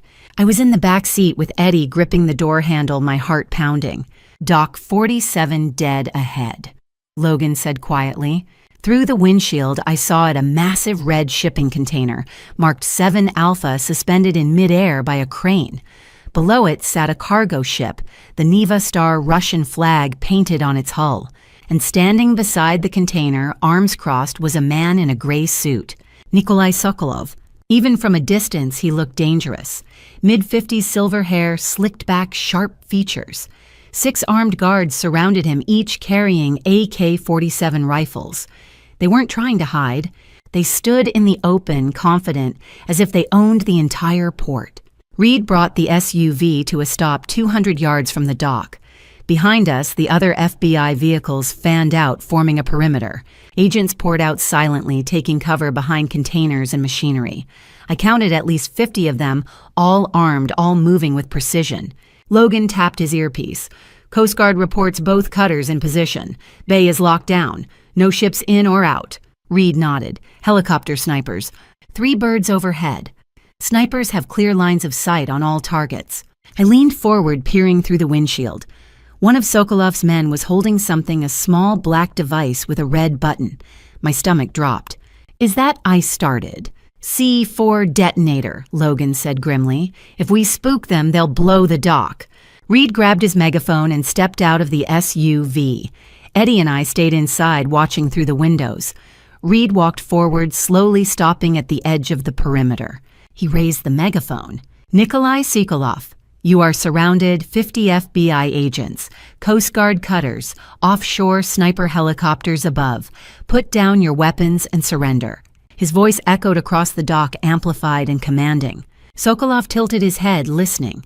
Then he looked up at the sky. 3 helicopters hovered above searchlights, cutting through the darkness, illuminating the dock in harsh white light. He turned toward the water. 2 Coast Guard cutters sat just offshore, their spotlights trained on the Neva Star. For a long moment, no one moved. Then Sokolov smiled, a cold, calculating smile. He dropped his weapon, a sleek black pistol, onto the pavement. Slowly, he raised both hands above his head. "I surrender!" He called out, his voice thick with a Russian accent. But the man beside him, younger, early 30s, wild-eyed, didn't lower his weapon. Viktor Kane Sokolov, second in command. He clutched the C4 detonator in his right hand, his finger hovering over the button. "Boss, no," Kane shouted. "We can still—" "Viktor," Sokolov said calmly, "it's over." "No," Kane screamed. He raised the detonator, his thumb pressing down. A single gunshot cracked through the air. Kane's hand exploded in a spray of blood. The detonator flew from his grip, arcing through the air, and splashed into the water below the dock. Kane screamed, clutching his shattered hand. He dropped to his knees, blood pouring between his fingers. "Sniper shot confirmed," Logan said into his radio. "Target neutralized. Detonator disarmed." FBI agents surged forward. 20 men in tactical gear rushed the dock, weapons raised, shouting commands. Sokolov didn't resist. He stood perfectly still as 2 agents cuffed his hands behind his back. The 6 guards dropped their rifles and raised their hands. Within 60 seconds, all of them were on the ground, cuffed, surrounded. Kane was still screaming, his hand a mangled mess. A medic ran over, applying pressure to the wound, barking orders into a radio. Reed walked calmly onto the dock, stopping in front of Sokolov. "Nikolai Sokolov, you are under arrest for conspiracy to commit murder, operating a counterfeit currency operation, and terrorism. You have the right to remain silent." Sokolov said nothing. He just stared at Reed with those cold, calculating eyes. Logan approached the red container, pulling open the heavy steel doors. Inside were rows and rows of cardboard boxes stacked floor to ceiling. He cut open one box. Inside were bundles of $100 bills, shrink-wrapped and pristine. "Fake," Logan said, holding up a bill to the light. 2,000 boxes. Each one holds $100,000. That's $200 million in counterfeit currency. Reed turned to his team.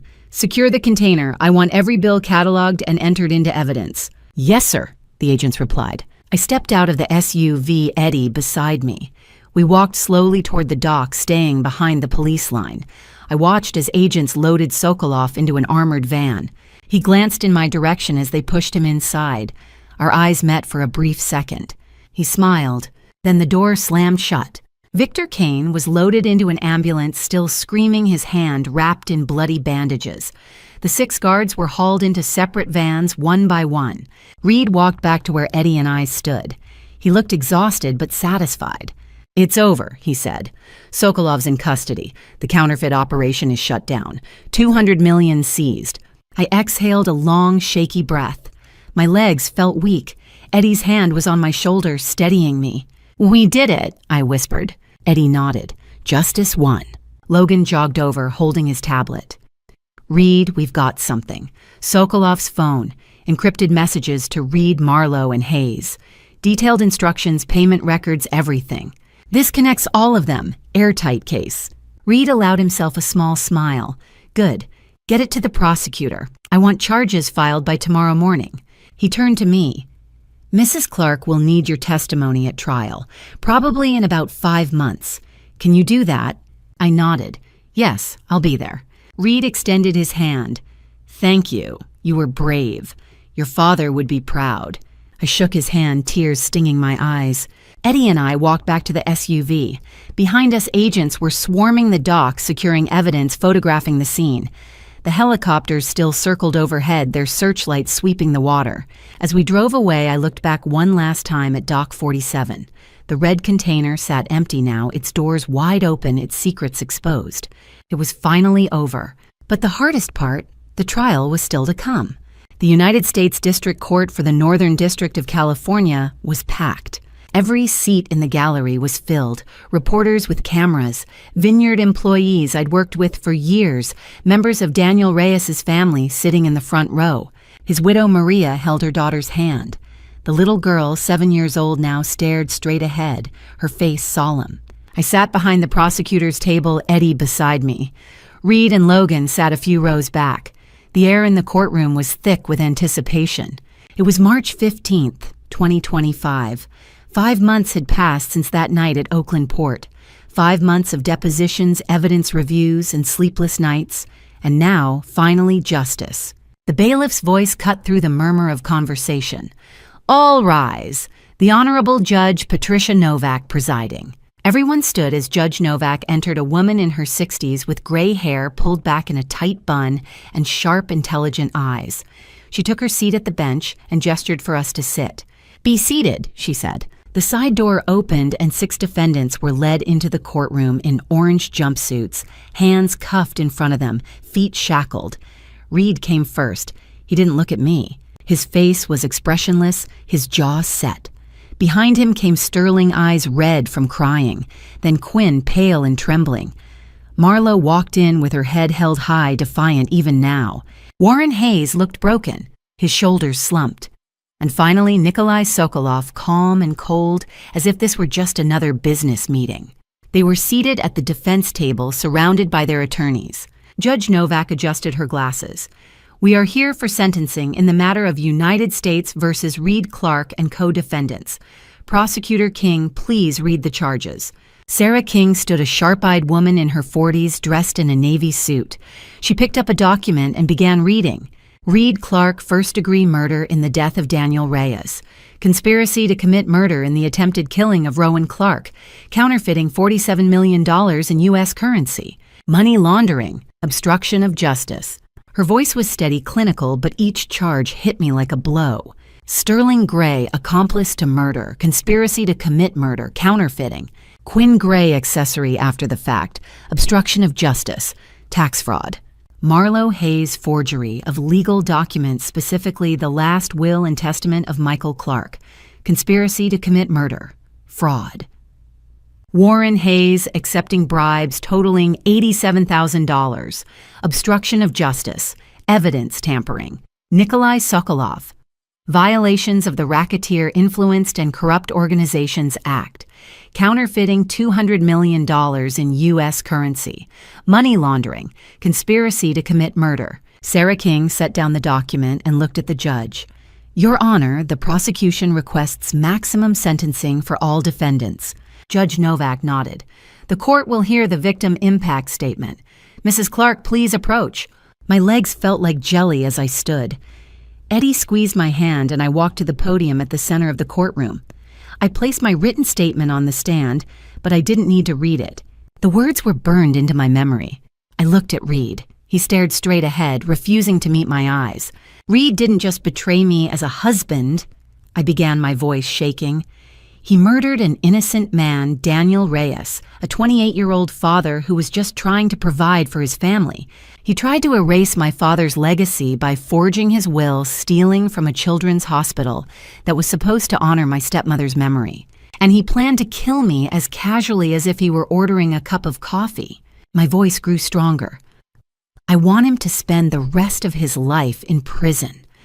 I want him to know that the truth won, that justice was served, that no matter how much money he had, how many people he manipulated, he couldn't escape what he did. I turned to Maria Reyes. She was crying silently, her daughter pressed against her side. And Daniel Reyes deserved better, I said. His family deserves peace, and I hope this sentence gives them some measure of that. I stepped down, my hands trembling. Eddie was waiting at the gallery rail, and I collapsed into the seat beside him. Judge Novak looked at the defendants. Does anyone wish to make a statement before sentencing? Reed's attorney stood. Your Honor, my client... Sit down, Reed said coldly. His attorney hesitated, then sat. Judge Novak waited. None of the other defendants spoke. Very well, she said. She picked up a stack of papers and began reading. Reed Clark, you have been found guilty on all counts. For the murder of Daniel Reyes and the conspiracy to commit the murder of Rowan Clark, I sentence you to life in federal prison without the possibility of parole. The courtroom erupted in whispers. Reed didn't flinch. Sterling Gray, you are sentenced to 30 years in federal prison. Sterling's head dropped into his hands. His shoulders shook with sobs. Quinn Gray, due to your cooperation with federal authorities, I sentence you to 6 years in federal prison. You will be eligible for parole after 4 years. Quinn closed her eyes, tears streaming down her face. Marlo Hayes, you are sentenced to 25 years in federal prison. Marlo's expression didn't change. She sat perfectly still, staring at the judge.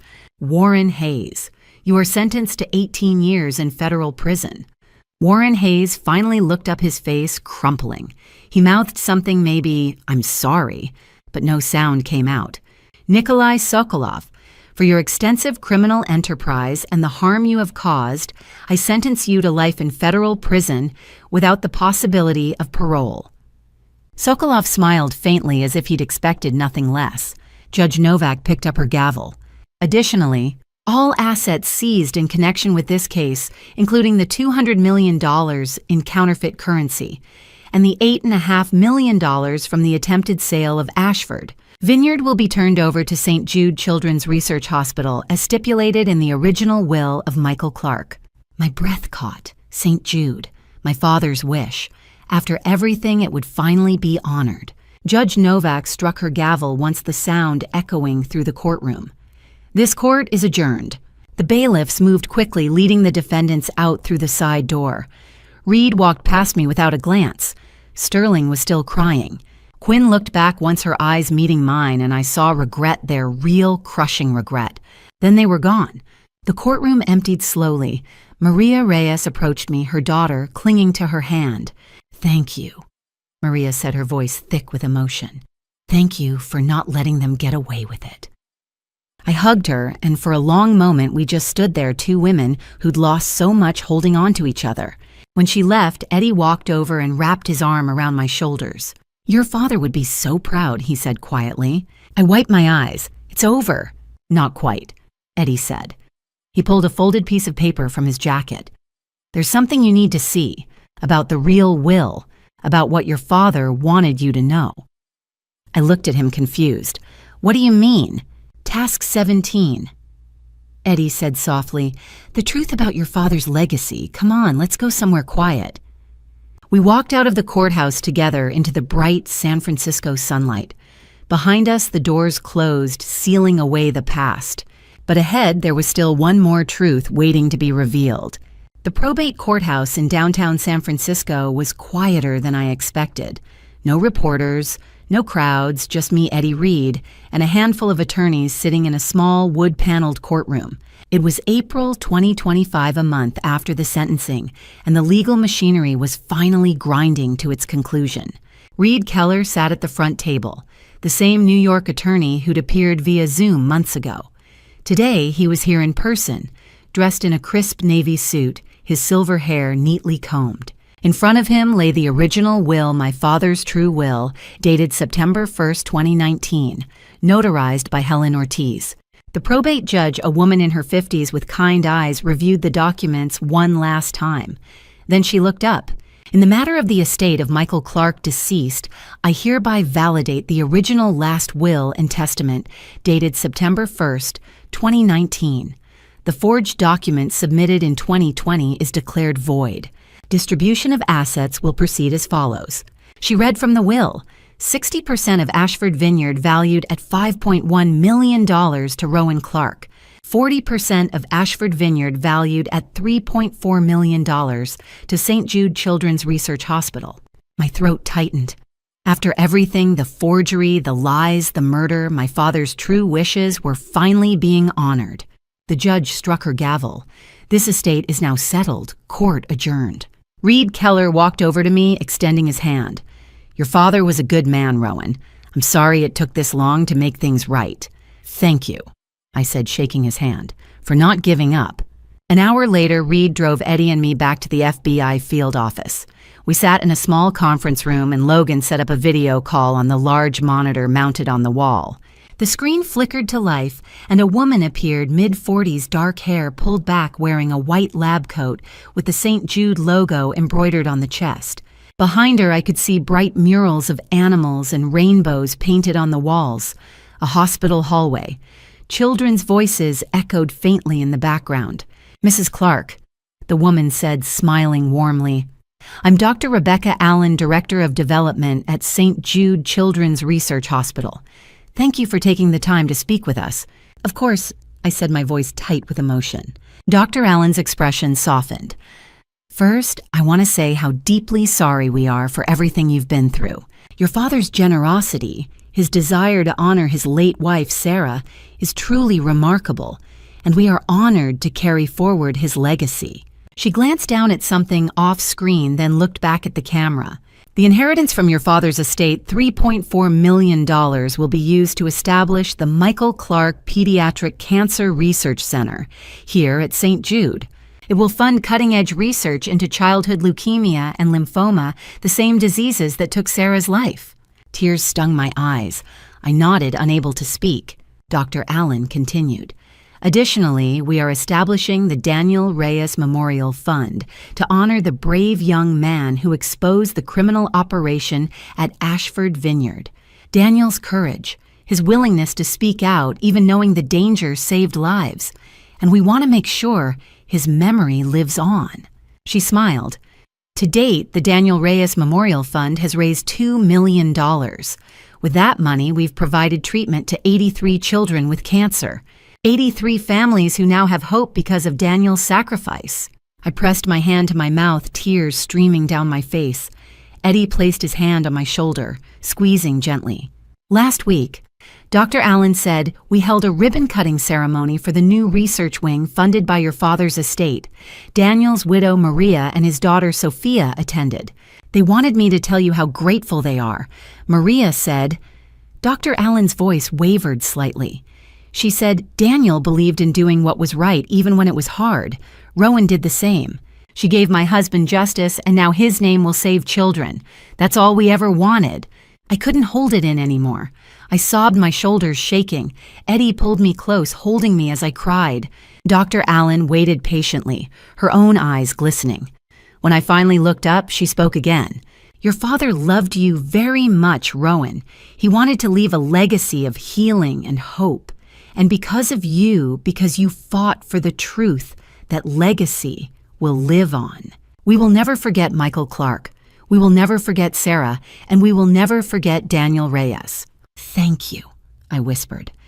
This is what my father wanted, and it's what Daniel deserved. Dr. Allen nodded. If you ever want to visit, we'd be honored to give you a tour. The children would love to meet you. I'd like that, I said. The screen went dark. Reed leaned back in his chair. That's it, Rowan. The case is officially closed. Reed Sterling, Marlowe Hayes, and Sokoloff are all serving their sentences. The counterfeit operation has been dismantled. St. Jude has received the funds. Justice has been served. Logan handed me a folder. One more thing.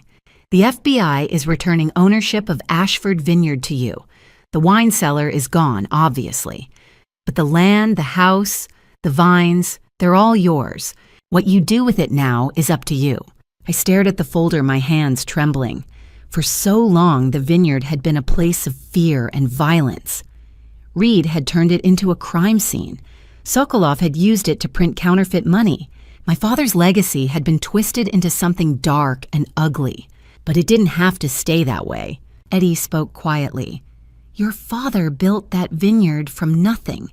He planted every vine, designed every label, poured his heart into every bottle. It was his dream, and it can be yours too if you want it. I looked at him. What do you think I should do?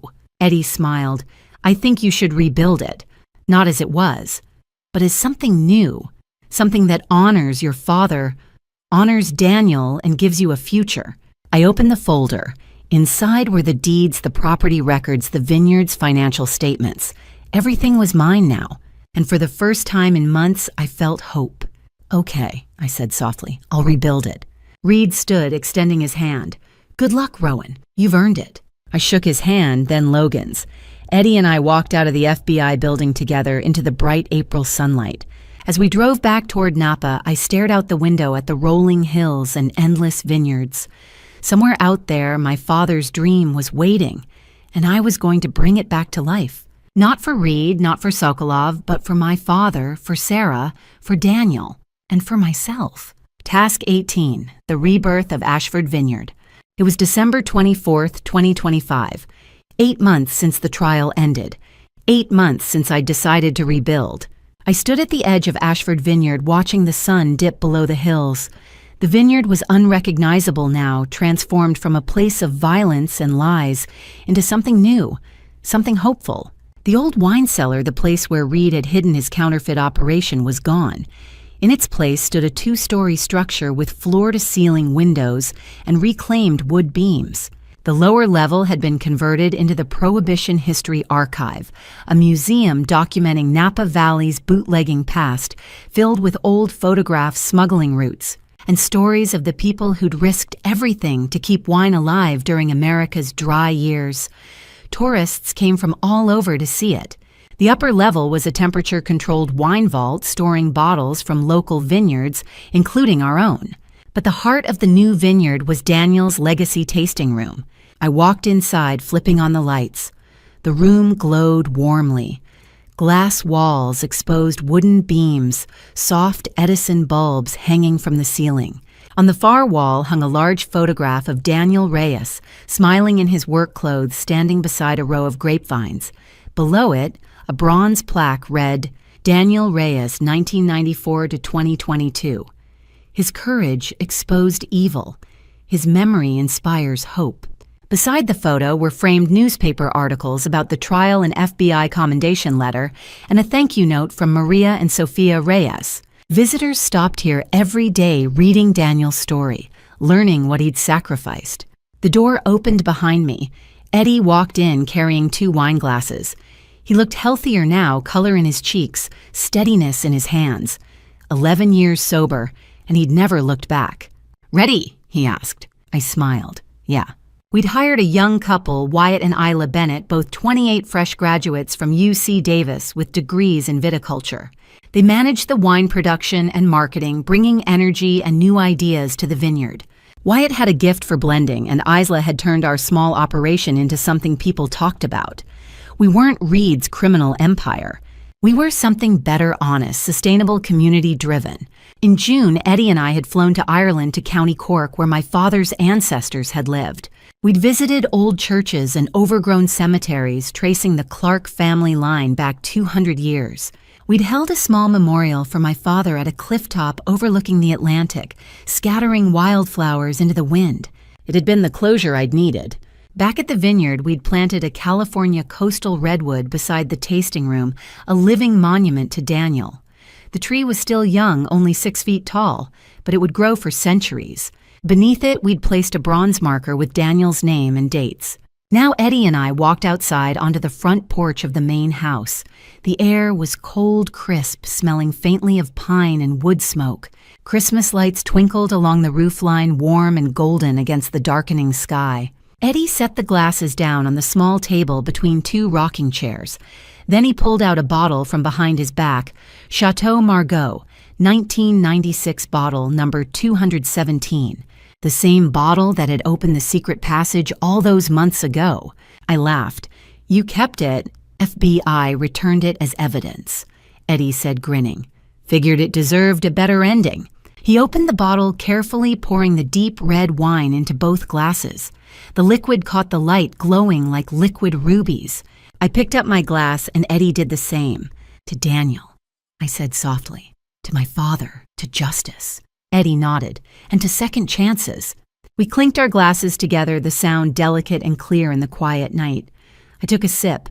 The wine was rich, layered, perfect, aged for nearly 30 years, just like the secrets it had once concealed. We sat in the rocking chairs side by side, looking out over the vineyard.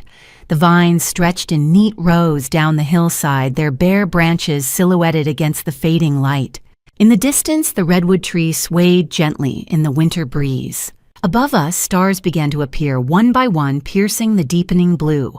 "You did good, kid," Eddie said quietly. "Your father would be proud." I swallowed the lump in my throat. "I hope so." "I know so." We sat in silence, sipping wine, watching the sky darken.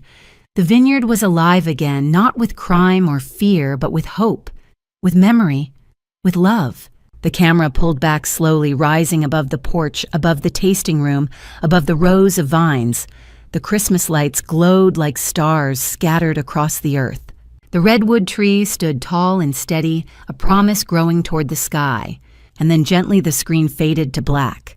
And to those listening to this story, remember this betrayal within a family wounds more deeply than any knife thrust from a stranger. I learned this when my own husband chose greed over love, when family revenge seemed the only path. But God showed me another way. God gave me strength when I had no strength left. God brought Eddie back into my life to protect me when I needed him most. I won't lie. Family betrayal has left scars that I still carry. The temptation of family revenge burns in my chest every day now that my husband is free. But pursuing family revenge would destroy me as it destroyed him. Instead, I chose justice. I chose to rebuild, not to wallow in bitterness. Don't be like me. Don't wait until tragedy forces you to see the truth. If you feel betrayal is brewing in your home, confront it early. Speak up. Seek help. Don't let silence become complicity.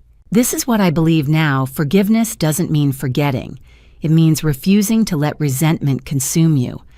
My husband stole my trust, but he couldn't steal my future. God reminds me of that every time the sun rises over the vineyard. If this story resonates with you, please leave a comment below sharing your thoughts.